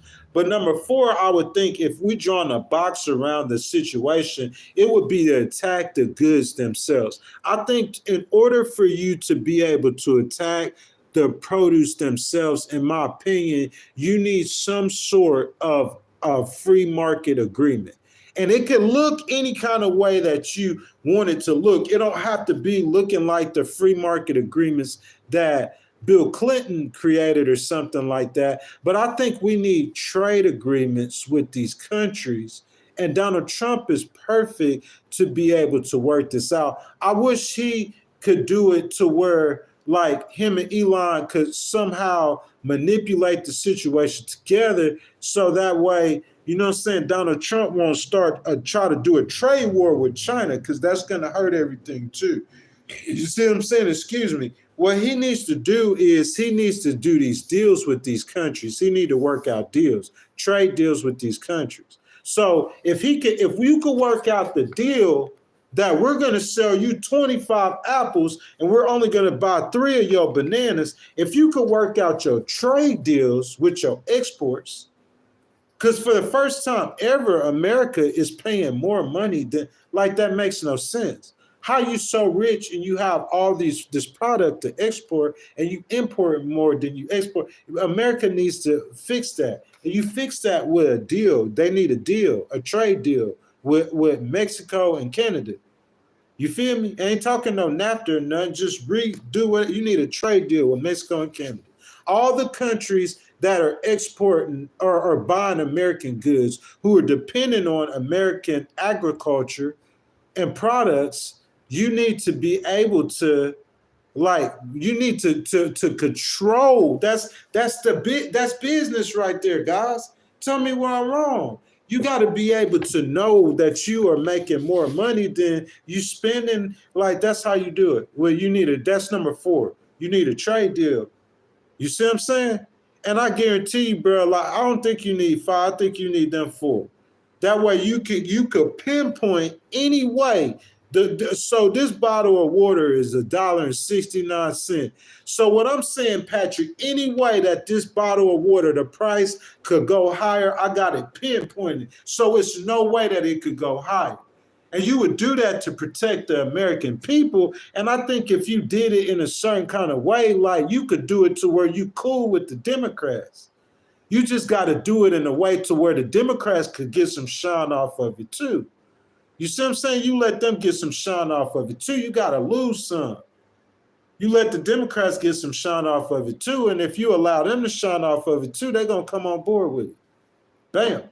You know what I'm saying? That's how you could get Vance Jones, someone like a real hardline leftist Democrat, to make a deal with the Trump administration on prison reform. And the Democrats, the ones who seem like they support the black people, they got the worst record on crime and prison reform. No disrespect to the Honorable President Bill Clinton and no disrespect to Joe Biden, but that's what I'm saying. But Trump passed one of the best bills ever on prison reform. I think that's why he started getting black people to vote for him. He was letting all the Kodak Black and them out of jail, and then it seemed like it made it seem like he cared.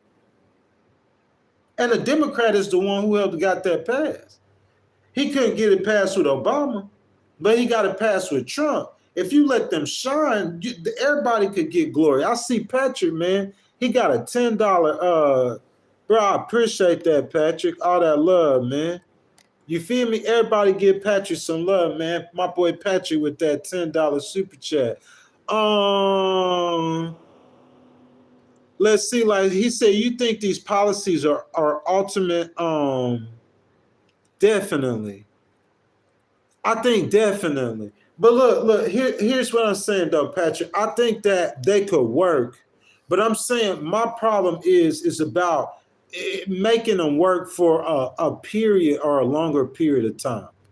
Look, the way I would build an economy would be different than the way President Trump would build an economy. But like I say, me and President Trump are fundamentally two different people. And the way I could say that, you got to look at our backgrounds and how we came up. You see what I'm saying? I grew up like when I was young, like very, very young in abject poverty. You see what I'm saying? When I got to probably about 16 years old, we were middle class. I was on my own. By 19, I was in the military. You see what I'm saying? I had got in trouble in my mid-20s. You know what I'm saying? And in my mid-30s, you know what I'm saying? I was living my best life. And in my early 40s, I had to rebuild. Donald Trump didn't have to go through none of that. Donald Trump was born out of his own mouth. How many of you guys have heard President Trump said that? Oh, I asked my daddy for a small loan for $1 million, $1 million small loan.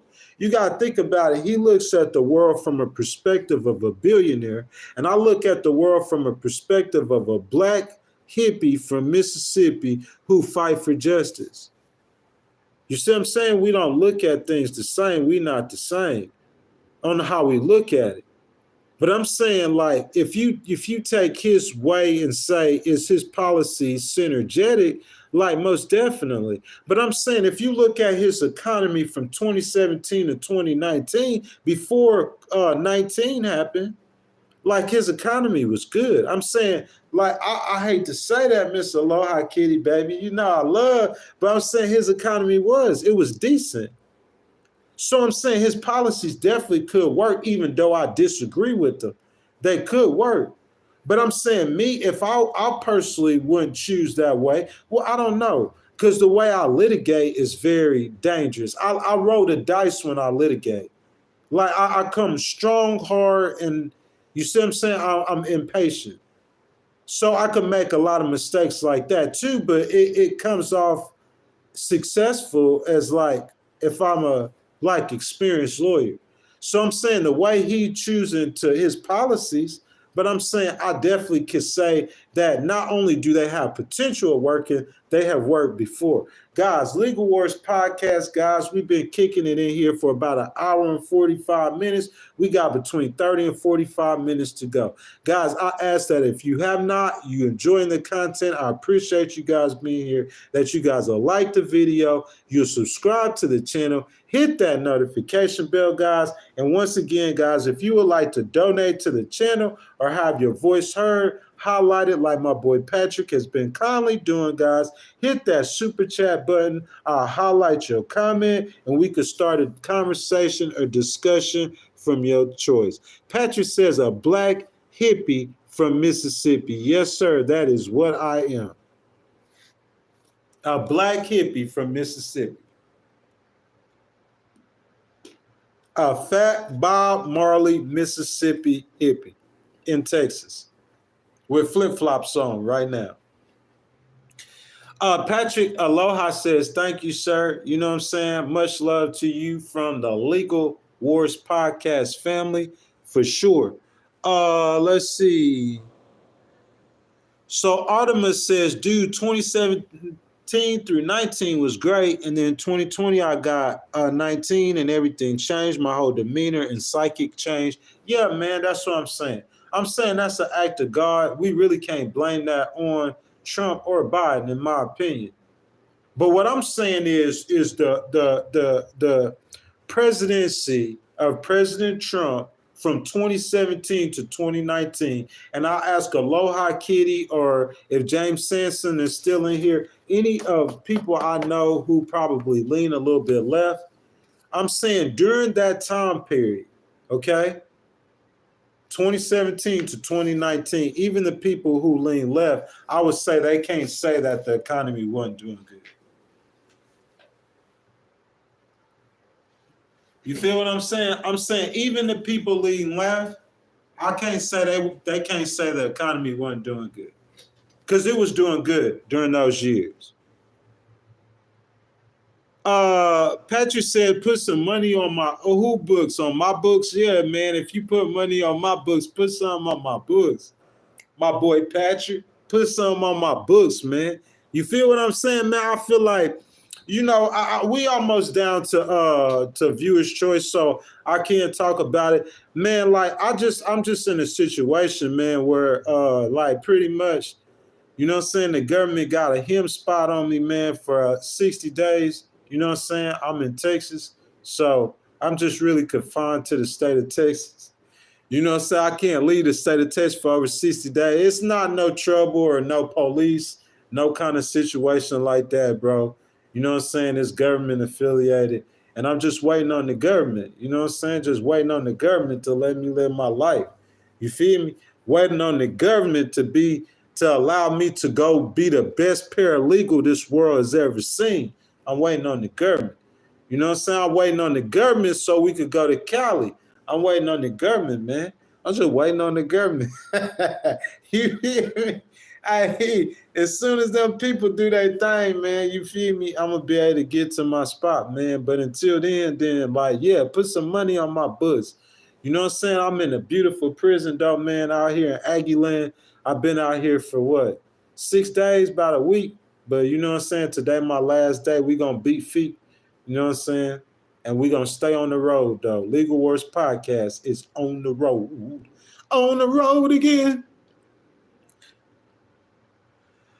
Man, Artemis says thoughts on the recent terrorist attacks looking pretty sketchy, man. Most definitely. I think that's our conversation. Look at my baby, man. Look at my baby. Patrick, well, I shouldn't even read that comment because you said that you making my girl Bird, she trying to support your boy. Man, listen, when that girl give me $1, like that means a lot to me because I just think about the months of streaming. I'm talking about starting in September. Y'all, look, I'm gonna take out a segment. I'm gonna take out a segment of this podcast. Aloha, baby. I hope you're not shy, cause I'm finna you know what I'm saying, do some loving on you right now. Listen, so we start off in what? I think August. I'll start off in August. Like, so, bro, I've been on Instagram since March. This all 2024. In about March, I got on Instagram. I said, man, I want to do a podcast. Some powerful people who are in the business told me that I should do it before. So I was like, man, I'm going to just do it, just have some fun. So I started probably 2 streams in August. We got cracking in September. Aloha Kitty was coming in the stream, bro. Like at first she was just coming in the stream, hanging out. I think like one time, like we had a conversation or disagreement. Cause you know, I'm an independent. Sometimes I might take up for Trump. You know, Aloha, that's really, she ain't no Trump fan. She gonna let you know. I had a lot of strong women like that. It's a lot of Democratic women that are strong women like that. My mama is strong women. I have respect for that. I have a lot of strong women like that. We kind of bump heads.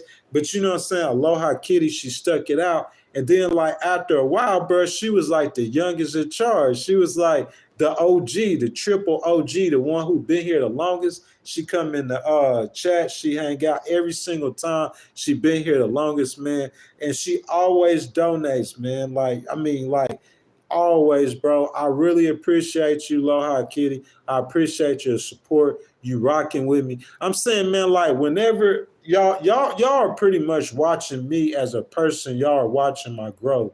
Y'all are watching processes.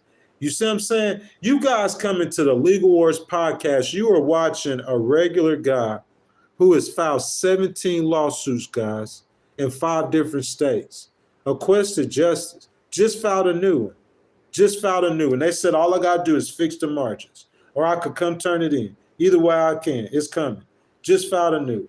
You see what I'm saying? I won an appeal in the U.S. Court of Appeals. Bro, I went from pill popping, weed smoking, drug addict to where I got saved. I've been celibate. You see what I'm saying? I started practicing the law. Like that's a whole 360. And you guys are getting to witness it before your eyes. I made a transition to where I moved to Texas and I was staying with family. And like, I'm not staying with family no more.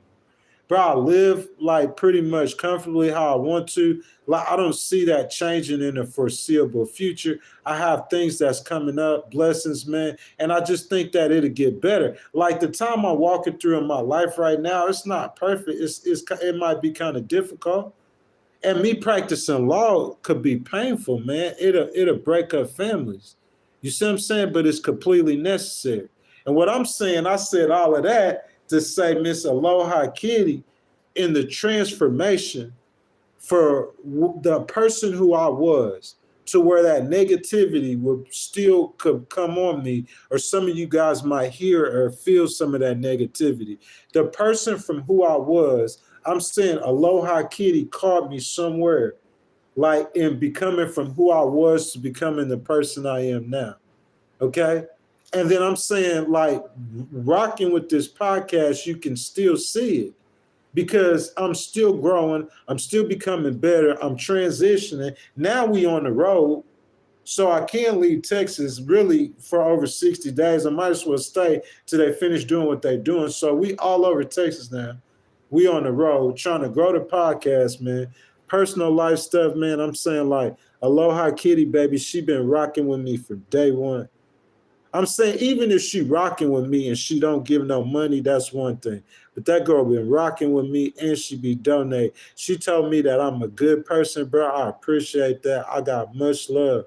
For real, this her chat. That's her chat. All these people that's here participate in the chat. This Aloha Kitty's chat. So I had to show some love on her, man. You know what I'm saying? Day one member, she loyal, donates. But V Pirate came in here, man. I appreciate you. Patrick, bro, hold on a second. Patrick, we gonna go ahead and do that, bro.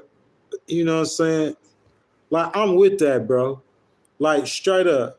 Like my boy Keith. I don't know if my boy Keith in here, because sometimes they'll pop in here, bro, and they'll just chill with me, support me, don't really comment. Like Brian C., my boy Colin. Like, you know what I'm saying? I don't know if my boy Keith in here, but he support the channel, bro. He be donating. All y'all who donate, man, I appreciate it. For the ones of y'all who don't donate, but y'all come in and y'all just comment, you know what I'm saying? I appreciate y'all too, man. I thank y'all so much. We try to build a community. V Power, good morning, brother. How are you doing? You know what I'm saying? So, guys, that's pretty much the base of my content, guys. I'm gonna give y'all my assessment. You know what I'm saying? I'm gonna give y'all my assessment. We got about 30 more minutes. So I'm gonna give you guys my assessment. And after I give you guys my assessment, then we'll go ahead and get to the viewer's choice. Before we do that, Aloha Kitty, I know I see you deleted that, baby. And I appreciate you doing that. You protected me, looking out for me, girl. I appreciate it. I got so much love for you. You just don't understand it. But look, man, do say, like, I feel like he could say whatever he wants to, bro. I do have a job. My job is what I do. I'm a justice fighter. You know what I'm saying? Part of me being a justice fighter, me not having that many cases, I started a podcast. You know what I'm saying? But, like, I'm waiting on the situation with the government, to where I've been waiting on that situation for about 15 months, man. And I just have to rock that out. And then people tell me I don't need to go to work right now. I'm not going to go to work. If they say I got to stay in Texas I can't leave Texas for over 60 days at a time till they finish, I'm going to stay in Texas. That's just the situation I'm in. But when they finish and they give me what I need, then I'm going to go out there and I'm going to be the best paralegal that you ever seen in your life. I'm probably going to be in California, and I'm going to have my girl Aloha Kitty running the Legal Wars podcast, and I'm going to be paying them real good, bro. That's what I'm trying to do, man. You feel me? But look, let somebody hate, man. You can't build nothing in life unless you start with a dream and you're willing to do the work. But the circumstances that I'm in, I'm just in the circumstances that I'm in. You feel me? And it's people who, like, the course of my life will be very smooth and very good and very easy and very doable and all of the likes. But I have to wait till the situation is over with the government. And so at this time, they're kind of dictating what I do and don't do. So I just make the best of it. If I had to be in Texas for 60 days and I just make the best of what it is. They say I need to go to therapy. I'm going to go to therapy. I'm going to make the best of whatever it is. Whatever it is, I'm going to make the best of it. I'm going to get up in the morning. I'm going to praise God. I'm going to do videos on Sunday, letting y'all know that. And you know what I'm saying? Just live my life, man. You know what I'm saying? I have been very comfortable, probably more comfortable than I've been in a long time. You know what I'm saying? I got things in my life happening. I got cases going. I got other situations going. I think I'll be pretty straight though. You know what I'm saying? Pretty straight. Artemis says, respect. I appreciate you, brother. I'm a justice fighter for sure. That's what I do, man. Like I said, I want to appeal in the U.S. Court of Appeal. I have a degree as a paralegal. It's just I can't go to Boston and get a job and make 125,000 right now. You feel me? So he said I'm in prison. I'm waiting on the government. That's what it is, man. But in the meantime, I'm rocking with y'all. Legal Wars Podcast, y'all. What's up? My last day at Texas A&M, looking out the window, I'm seeing the sunrise, man. It's beautiful out there, man. Finna be hitting the road in a little bit. We're going to be heading down south. You know what I'm saying? I don't think we podcasting again till Friday. But when y'all see me on Friday, we going to be on the beach. You feel me? Just make the best of it, man. Make the best of it. Aloha Kitty says, praying for your dad and your fam, V. Most definitely, you know what I'm saying, praying for his dad and his fam. I feel like Aloha Kitty, baby, you get your voice. Anytime she posts in the comments, it's going to get read. I want y'all to read her comments too. You know what I'm saying? That's her chat for sure. All the rest of those moderators, they're just loyal people. Either they show up all the time, like I think Andrew's in here, you know what I'm saying, Colin and Brian C, like they just loyal people.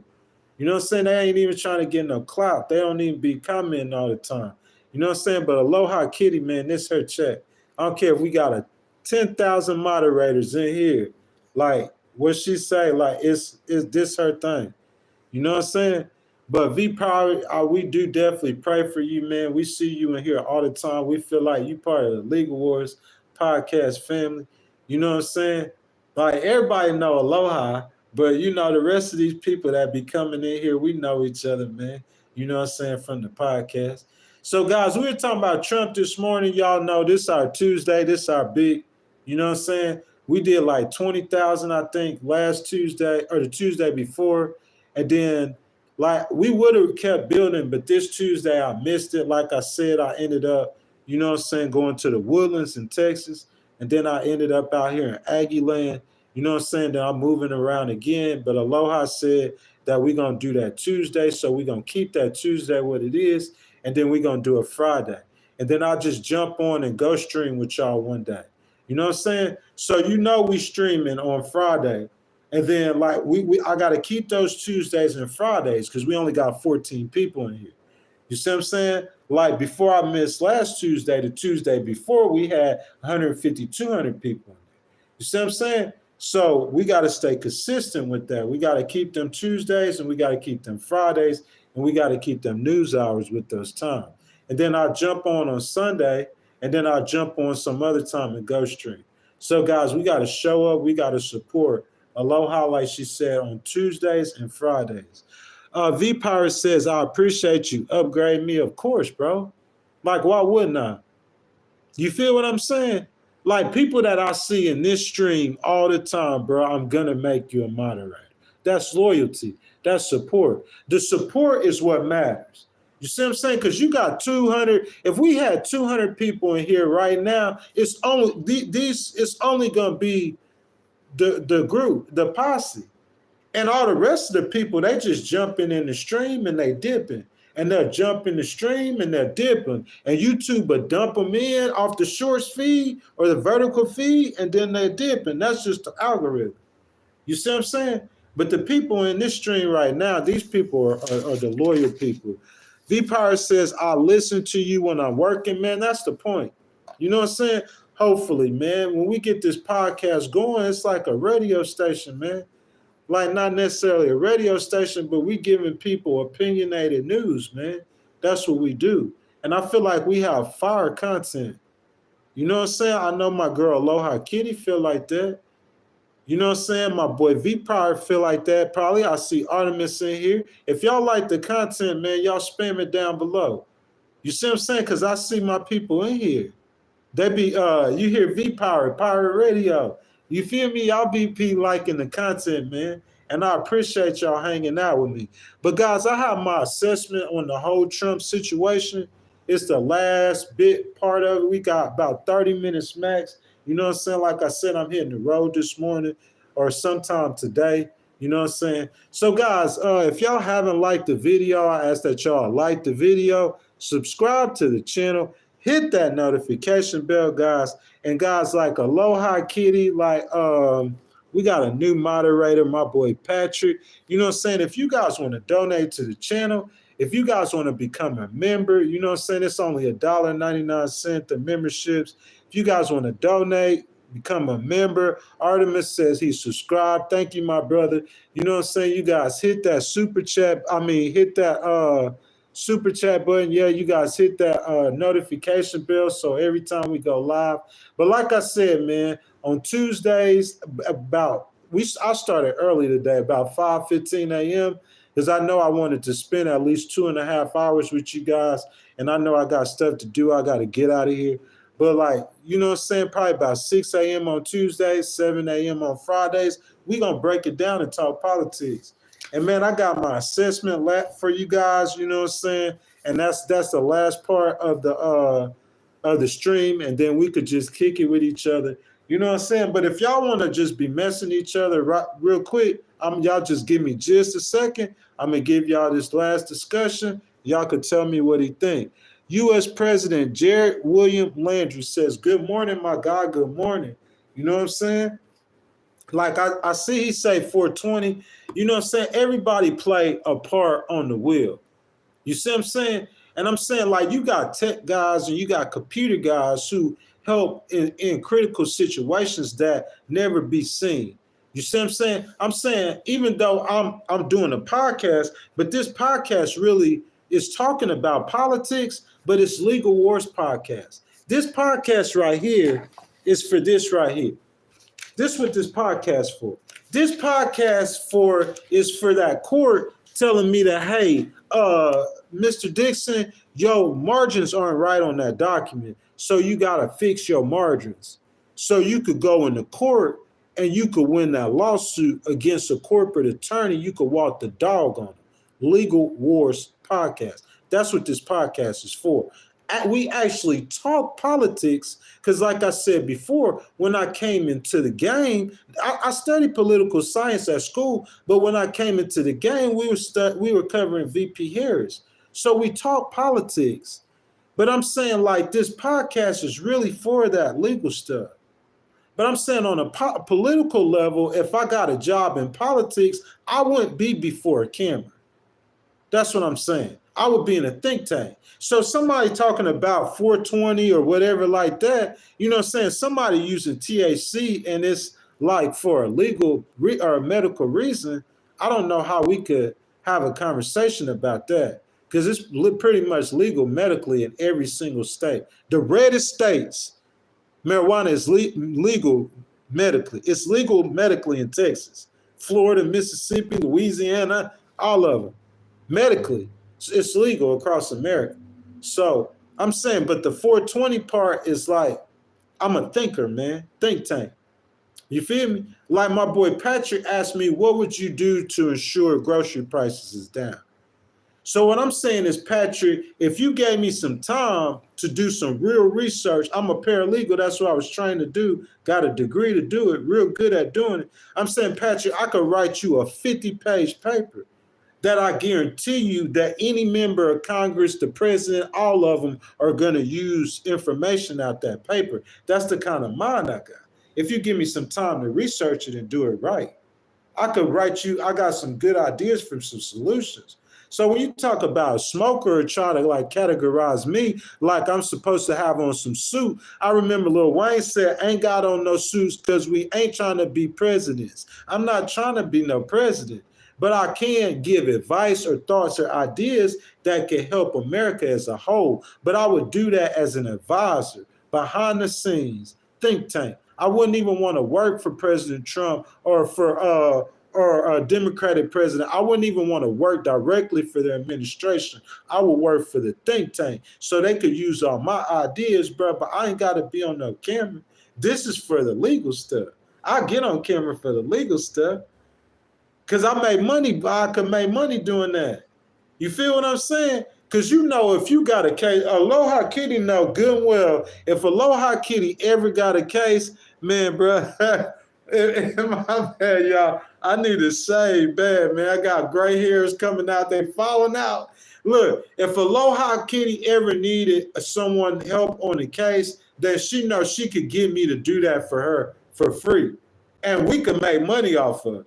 So that's why I would talk to y'all about legal stuff, because I can make money off of it. I own a business doing legal documents. I got active cases. I did an investigation on a case like long time ago that's set to pay is $6,000. Did that long time ago. I just filed a new case. You see what I'm saying? Like, I do cases. So I'm going to talk about the legal stuff. You make money. But the politics, like me talking about politics, actually trying to make money off of politics, I wouldn't be before a camera. I'd be behind the scenes giving advice. So just to let y'all know, that's how I would make money off politics. Just like Patrick. You know what I'm saying? Patrick worked for a think tank, or he an advisor for Trump. And he going to come to me and say, hey, Trump want to know how you going to get grocery prices down. I need a 5,000-page paper in 7 days. And so I'm going to give Patrick that 5,000-page paper with points and stats and analytics on how my reasons, my 5 ways I can lower grocery prices. And I'm going to tell you why and how it's going to work. That's what I'm saying. That's what I would do in politics. I wouldn't be before a camera. V-Power says, it's legal in Texas, but the companies that I work for still have zero tolerance policy. Some of them may. That's going to change over a period of time. Let's see. Red Hunter says so many solutions, not many people making moves or building community. But for the ones who have to do it, Red Hunter, they do it. The ones who have to do it, the ones who, it's Donald Trump's job to, he know his name and everything on these decisions he's making. So he has to, so he's going to do it because he has to. You see what I'm saying? For the ones who have to, they do it. And for politicians, they have to make policies that's works for Americans or don't work. They have to make those decisions. So for those kind of people, they do care about think tanks and people who got good ideas. Like VP Harris cares. She loved people with good ideas. You feel what I'm saying? She do. That's why I can't wait for her to go be governor in California. And then after them 8 years, she might come back and be the first female president for it. So guys, what y'all think? Thank y'all for joining me. Guys, y'all like the video. I ask y'all like the video, subscribe to the channel, hit the notification bell, all that good stuff. And if you guys want to donate to the channel like my boy Patrick is done, you know what I'm saying, like my girl Aloha Kitty always done, y'all hit that super chat button, that $ button, get a channel donation, man. I wish I could give y'all memberships, all y'all memberships to the channel. Red Hunter need one. V-Power need one. You know what I'm saying? I've been trying to tell all my moderators to get memberships. Ain't none of them got none. But I'm not hating on y'all. As long as y'all show up and y'all participate, I'm cool. Like I said, Friday at 7 a.m., we going live again. Y'all might see me pop up somewhere while we on the road. But guys, y'all give me just a minute, man. Y'all discuss amongst yourselves. I'm going to give y'all my assessment. That's the final breakdown on what I think about Trump and those grocery prices and how it's going to help the U.S. economy. Y'all give me about 2 minutes, man. Let me go run and use the bathroom, and I'll be right back, y'all.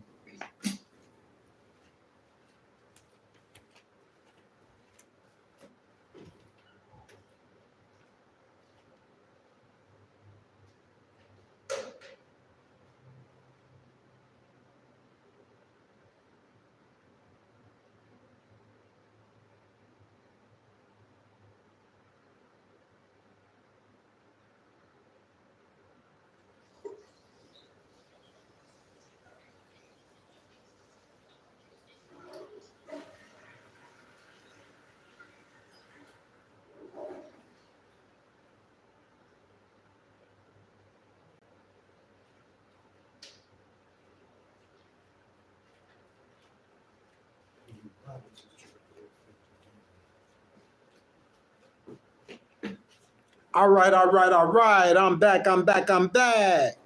Let's see. V Pirate said something for me on payday, man. I appreciate it. You know what I'm saying? Like you see, you know what I'm saying? That ain't the war room. Y'all know where I started off at. You see what I'm saying? And I'm here and ain't nobody letting me stay here for free. You know what I'm saying? So like every time I podcast now, bro, it's like costing money. You feel me? Like this room costs bread. And you think about every single night, bro, I'm staying in a hotel every night. Every night for the foreseeable future, maybe for 2 months. You feel me? Hopefully not. Hopefully we could get us like a little Airbnb spot, you know what I'm saying? Somewhere nice and quiet. I just can't be around people. You know what I'm saying? Just what it is, bro. Let me see. Red Hunter says definitely will be investing more into the channel as I build, just restarting life. Yeah, most definitely. And I'm with that. You know what I'm saying? What my boy's saying, Gunny Bear Woodworking says, I'm not sure what he's talking about. Guys, this is my assessment. You know what I'm saying? I'm sorry I waited to the end to give it to y'all. My assessment, like I said before, I think grocery prices will be hard to get down because inflation has affected the U.S. economy, and it does every economy in the world, and it has done it periodically across the history of every free market in the world. My assessment is that the people demanded, okay, and depended on the promises of the Republicans to bring down grocery prices, who were talking a lot of smack about the Democrats and Joe Biden. And if Trump can't pull this magic trick and get them regular, everyday prices of goods down, and God forbid if they get higher, and if he can't get them down, then in my opinion, the Republicans will fill it in the ballot box in 2026. Okay? So, guys, that's my assessment. I ask that y'all like the video. If you're enjoying the content, that you'll subscribe to the channel. You'll hit that notification bell. And, guys, if you want to donate to the channel, let your voices be heard, hit that super chat button like Patrick and Aloha Kitty did. Your comments will be highlighted, and we could start a discussion on your topic of choice, and your donation is much appreciated. V Pirate says, with the cost of groceries, you should say that room costs eggs. Hey, this room costs more money than more eggs. You could. It costs more money than that, bro. It costs eggs. It costs more than eggs. You know what I'm saying? Yeah, V Pirate. The price of gas, though, the price of gas isn't that high right now. People have said that before. The Democrats are saying that they have flooded the oil production is at a high. It's at a really like an all-time high. You see what I'm saying? So that's what I'm saying. Like, I don't see how. I'm trying to figure that out. Like, I don't know how much getting the price of oil down is going to actually help the economy, like, immediately. I know it's going to help. I think Trump got a lot of tricks that's going to help individual people, but I'm not sure how much immediately it's going to help the economy. You see what I'm saying? But we're going to have to see, man. We got a couple weeks, and then Trump's going to take over, and we're going to see how, you know what I'm saying, things start going. V Powered also says getting the cost of everything down starts with getting gas and oil down. Definitely. That's what we said. And then Red Hunter is saying, I'm not sure what Woodworking's saying because Aloha Kitty deleted it. You know what I'm saying? Of course, my baby, she not putting up with y'all and y'all's nonsense, man. So, man, the people that are in here, of course, they're loyal people. You know what I'm saying? I apologize again to Aloha Kitty, baby. I apologize to the people who are with me on this channel, help me build this channel. Like I said, like you seen it, Aloha Kitty, like before, like 2 weeks ago, we had 20,000 people in here, you know what I'm saying, getting the momentum going in the right way. And then I missed that last Tuesday, and me missing that Tuesday, I think that tripped up the algorithm on YouTube, and we just got to build it back up. But this Friday and next Tuesday, man, we're going to get it back in there. We're going to get them hundreds of people back in the stream, so that's my fault. Colin, aloha, y'all. I apologize for that. Missing last Tuesday. V Pirate said, I'm just saying it starts there. If it costs more to ship stuff and the food or whatever has to go up, if gas down, the food's down. Yeah, that's true though, V Pirate. I'm not disputing that whatsoever. I agree with that 1,000%. But I'm just saying you have to drop gas prices down drastically with other measures in order to ensure that those prices of eggs are going to go up. This is my point. Throughout the years, if you talk to someone who was born in the 80s, they'll tell you they remember gas was a certain price in the 80s, okay? It changed in 2000, okay? It didn't it changed in 2020. That's all that is. COVID helped it happen, but that's all that is. It's called inflation. Gas was 25 cents in 1980. Okay, gas was $1.25 in 2000. And now gas is $2.50 in 2020. That's what y'all don't realize. That's just regular inflation. So they just got in, they just was in between inflation happening, they thinking that Trump is gonna lower those prices down. What I'm saying is I don't think those prices are lowering. I think those prices are here to stay. It's called inflation. It happens in every economy, every free market, every so many years. It's just that Joe Biden had to pay and VP Harris had to pay the price for that inflation. That's all that is. I don't think the prices are going to come down.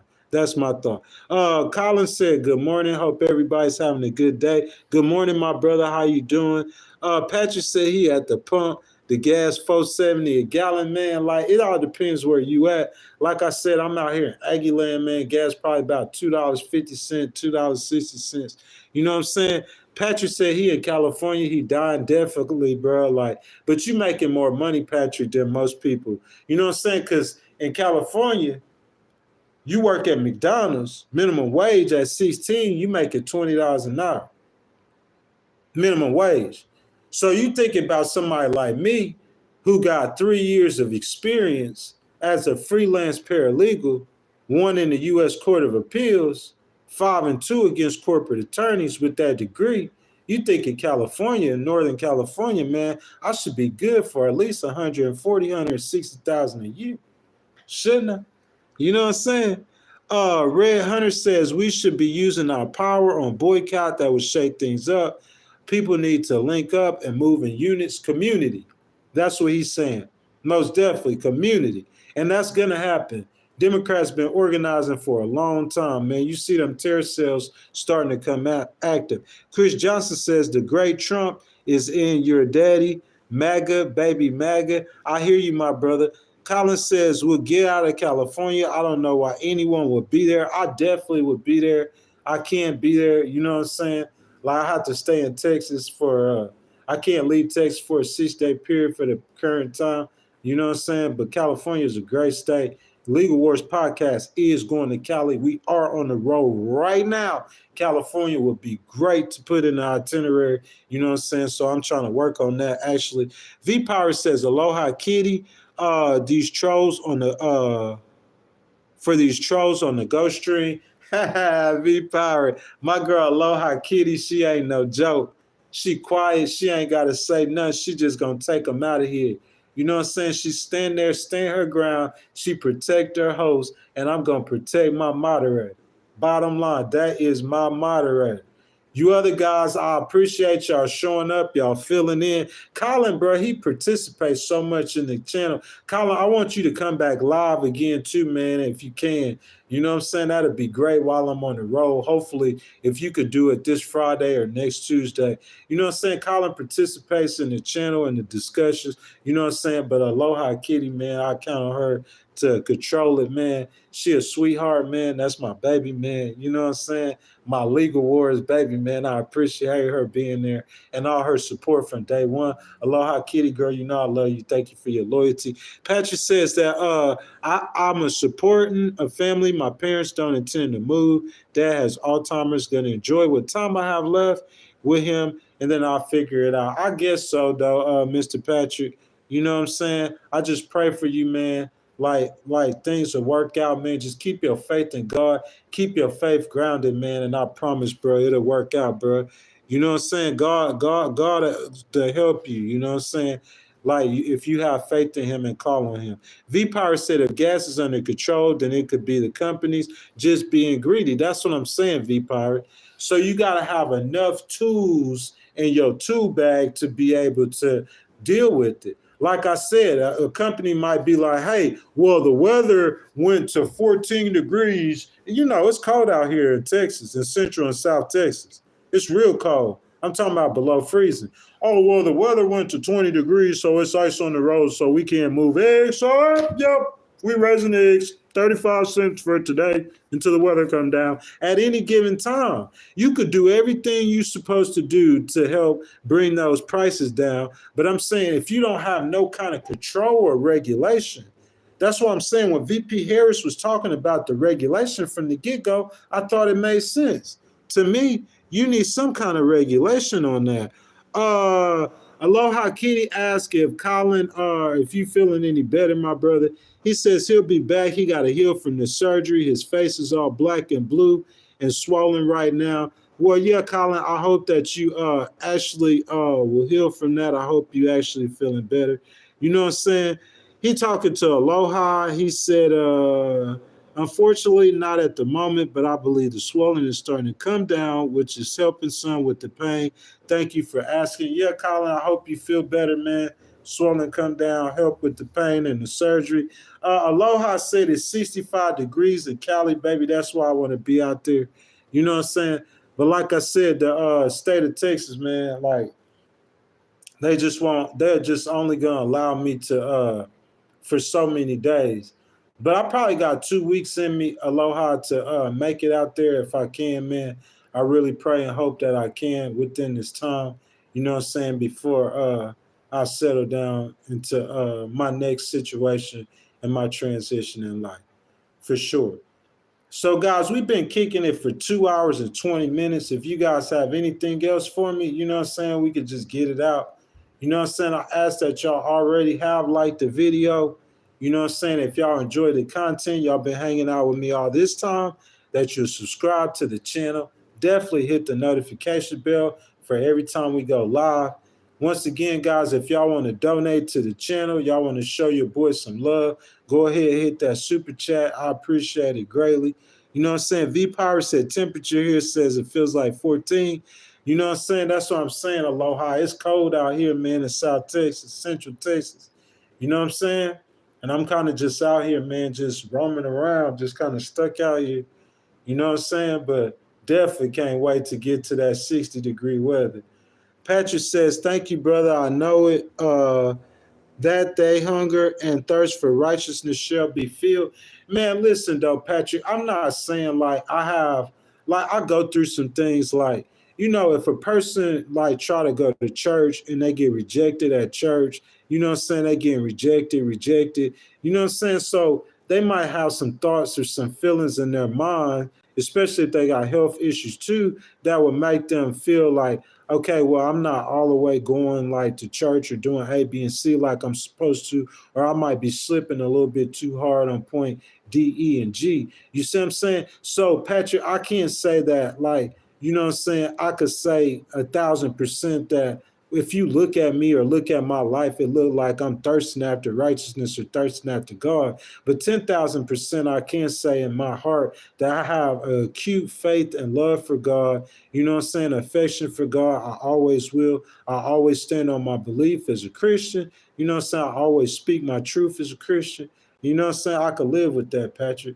And I just pray one day that like I'll just grow to that point. But until that point, man, I'm going to just try to get to where I could get to. You know what I'm saying? And just pray for the ones that's afflicted and that are sick, like my brother Colin. Just pray that he feels better and he gets better. You know what I'm saying? And just like go from there, man. That's all we could do, man. Go from where we at. For sure. But I appreciate y'all kicking it with me and the love that y'all showed me today.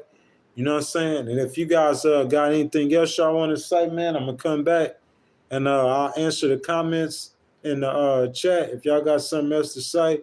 But if not, then, man, we just got to move on to the next stage, the next level. You know what I'm saying? I got a couple of documents that I got to get straightened out with, get that taken care of and finished. You know what I'm saying? And then I got to figure out what we got going on, man. What we got going on. Legal Wars Podcast. Where should we go next, y'all? We got to stay in Texas. Look at my boy Colin, man. You feel me, Colin? Look at my boy Colin. Hey, listen, this is what I'm saying, Colin. You like Aloha, man. Y'all so much, man. Y'all support the channel so much. It's like, man, like it's almost like, you feel me? Y'all on here like Aloha, boy. She up in here getting it, bro. I'm telling you, man. I think that girl's so cool. I don't even know her. But as far as Legal Wars Podcast, every time I come on the channel, I'm looking for her. You feel me? For real, because she always here, bro. And Colin, you just like that too, man. Just like that, man. I feel a bond with you guys. Like straight up, bro. Sometimes I just do ghost streams, man. Just be trying to come on and kick it with you guys. You know what I'm saying? I feel a bond with y'all. Especially you, Aloha, though, for real, man. Like, that's my homie, bro. Aloha Kitty, that's my ninja. My number ninja. You feel me? Oh, I'm glad you did too, Patrick. You joined the family, man. Like, people, like, they come in here, bro. They check on me all the time. They be in here, man, like, kicking it with me all the time, man. I appreciate the love, bro. You know what I'm saying? Like I said, man, like, sometimes I slip, like, that Tuesday morning, like, we've been doing Tuesdays from day one. You know what I'm saying? So that's the day we build a channel on. So I guess like YouTube putting people in the algorithm. Like I said, we got 20,000 views 2 Tuesdays ago, but last Tuesday I didn't come on. You know what I'm saying? So, you know, we back down in the low thousands in the views, but I can't complain on to nobody but myself.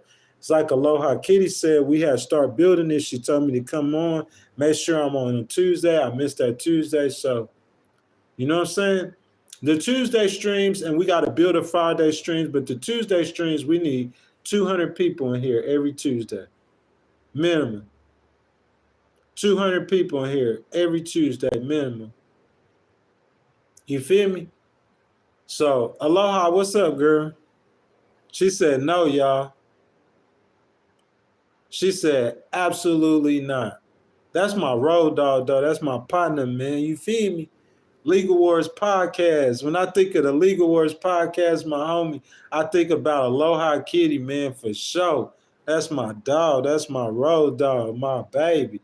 Patrick said, respect to everyone here before me. But Patrick, we glad you here too, though. V-Power 2, he always, Colin, always, from day one, man, holding it down.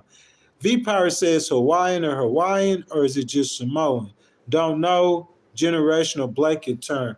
Aloha, is Aloha Kitty Hawaiian or Samoan? You know what I'm saying? I think that's what he's asking you.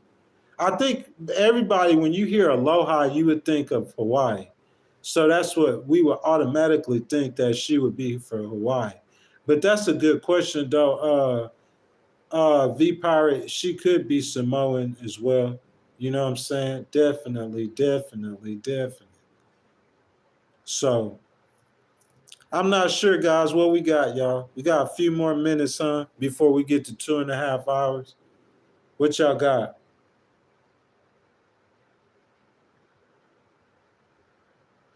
Oh, he said he thought it was a play on Hello Kitty. I don't think so, man. You know what I'm saying? I don't know. You got to ask her. She got to respond to that.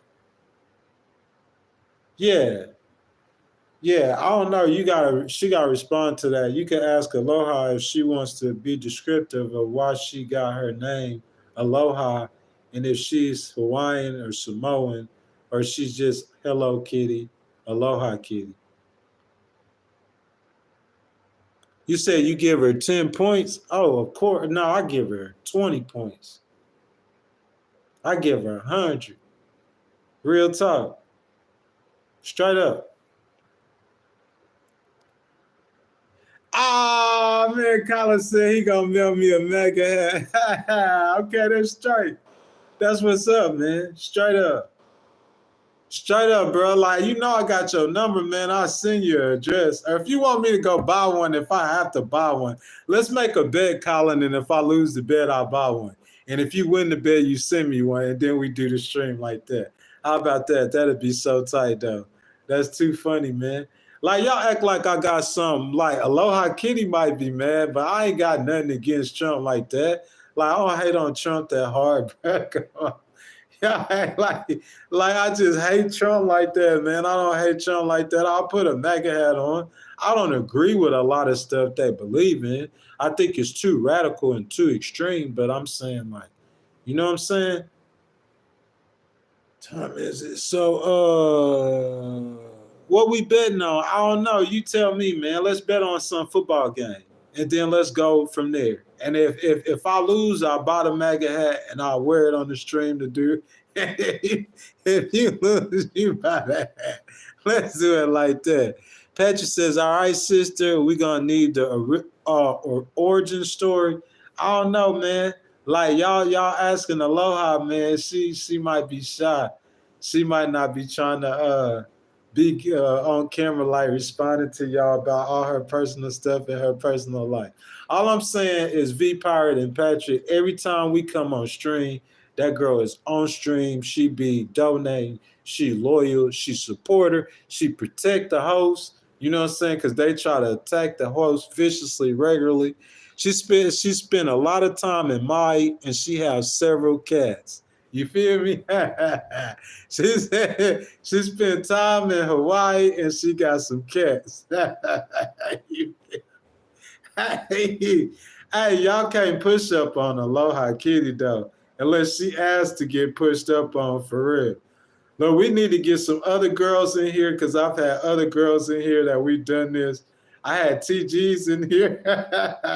But we don't do that to Aloha, though. Y'all got to stay off of her. She can't be touched. Okay, so who you got, Colin? Commanders or Bucks? Because if you asking me, I'm gonna take the Bucks. But if I gotta take the Commanders, I need some kind of point spread. Hey, because that MAGA hat gonna be like $30, and I'm betting on the Commanders. So if I bet on the Commanders, I'm gonna need some kind of point spread. Patrick says, I don't need too many personal details. I just want to know the origin of the name. Oh, she told you. She says she spent time in Hawaii and she got some cats. You feel me? You feel me? You feel me? Straight up. Aloha, I don't care how many times you say no, homegirl. That's my homie, bro. See, no, that's my homie. For real. Like, I ride for that one, though. She a cool girl. Straight up, bro. And loyal. That loyalty to me means a lot. You feel me? And showing up to the stream all the time, you know what I'm saying? That plays more in my mind than pretty much any other thing that could be about a person. Somebody gonna be loyal and they're gonna be good people, then you know what I'm saying? That's the most. Oh, Colin said he'll take the Commanders bet. I got the Bucks. So do you want bet points or anything? If you don't want no points, we could do it straight up. You got the Commanders, I got the Bucks. If I lose, I get that MAGA hat, and we could set it up for next Friday if you want to, or next Tuesday. And I'll come on stream. Like, I won't be wearing it like Adidas said. I do that because my hair out, man. You know what I'm saying? I'm trying to grow it out. Like, I come on here, man, with that MAGA hat on like this. looking like an old dude. You feel me? Like an old dude. He said, straight up, win or lose. Okay, Colin, bet. Y'all heard it. It's a live stream, man. We got to record. Me and Colin got a bet. I got the Tampa Bay Bucks. He got the Washington Commanders. If the Bucks lose that game, which they probably are because they probably not playing their starters, and Colin got me. So if the Bucks lose that game, I got to wear a MAGA hat. And if he don't, he got to send me a MAGA hat. And then we going to do our next live stream like that. That's what's up, man. That's what I'm saying, having people like Colin in the chat, in the stream, man. He says he did, man. He said, I can't laugh right now. Oh, man, I was so hard. I hope you get better, man. I hope you feel better. Colin, for real, my brother. You know I got mad love for you. Ken says didn't join to talk about football. I'm sorry about that, man. But this is at the very last end of the we do viewer's choice. So anything they want to talk about, Colin's like a regular. Every time we stream during the week, he come live. Even pop in on the weekends. So that's why we were talking about that. Ken, anything you want to talk about, man? I'm gonna walk off for a second when I come back, man. Like if you guys want to talk about anything, I hope y'all like the video, subscribe. You know what I'm saying? But if not, man, we over 2.5 hours. You know what I'm saying? So I'm gonna have to get on down with my day. You hear what Colin said? You know what I'm saying? That's what I mean. That's they chat. Like Aloha, she be quiet. You know what I'm saying? Look at Andrew with that $3. Is that a membership, Andrew, or a sticker? It looked like that's a membership, Andrew. Look at my boy, man. Y'all big that is that a sticker or a membership? I think Andrew's already a member of the channel.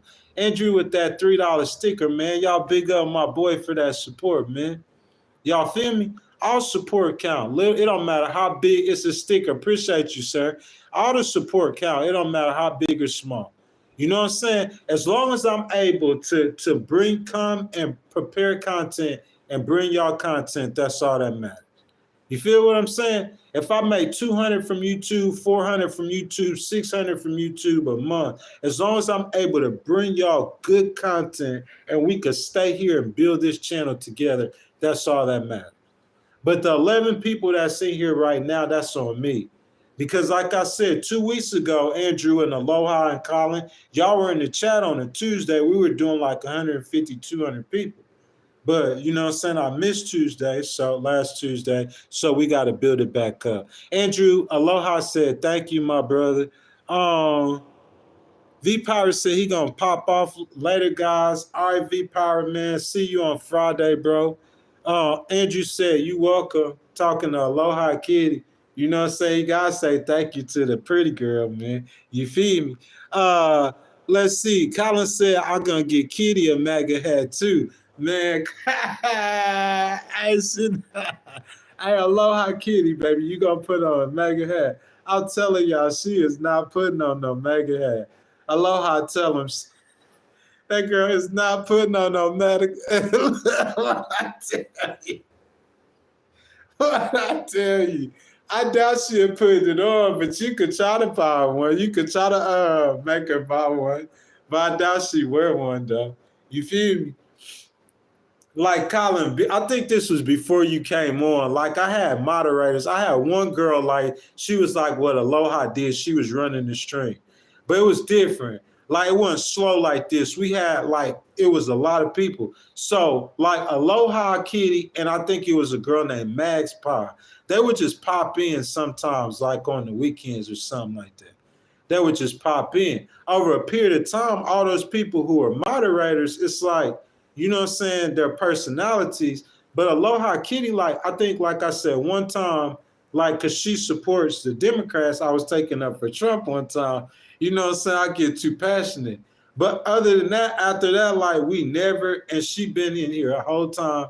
She started, like, giving money and stuff, like, so I'm like, man, for sure, top dog, you got to salute her. That respect, for real. That's respect, man. I got respect. Like you show up, like, and you loyal to me, bro. I promise you. And y'all seen like how the channel is right now is how it was a month ago. But I said, no, we're gonna work on it. We're gonna rebuild it. We're gonna get it back up. And y'all seen 2 Tuesdays ago, we had like 200 people in the stream. But I missed last Tuesday. So I gotta do it all. It's probably gonna take a month for us to get about 200 people in the stream again, y'all. But I'll be consistent every Tuesday and Friday. Aloha said Tuesdays, and Colin said Fridays. Aloha said Tuesdays, and Colin said Fridays. So every Tuesdays and Fridays, I'm going to be consistent with that, okay? Prepare content, and then I'll pop in with the ghost streams and the Sunday streams other than that. So, guys, I'm waiting on y'all, man. Anything else? If not, Aloha Kitty, you could tell me to kill it. I'm finna get up, walk out, peep out the window. Y'all be right back. And if y'all don't have anything else when I come back, I'm going to end the live stream.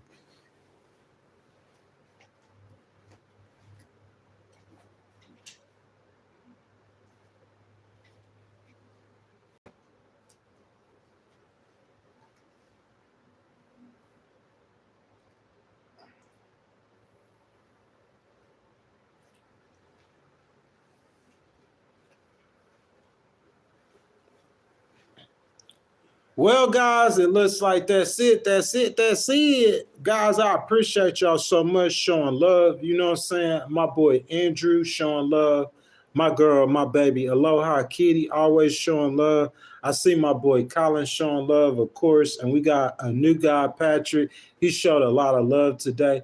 Thank you guys so much for your loyalty, your support. I appreciate it so much.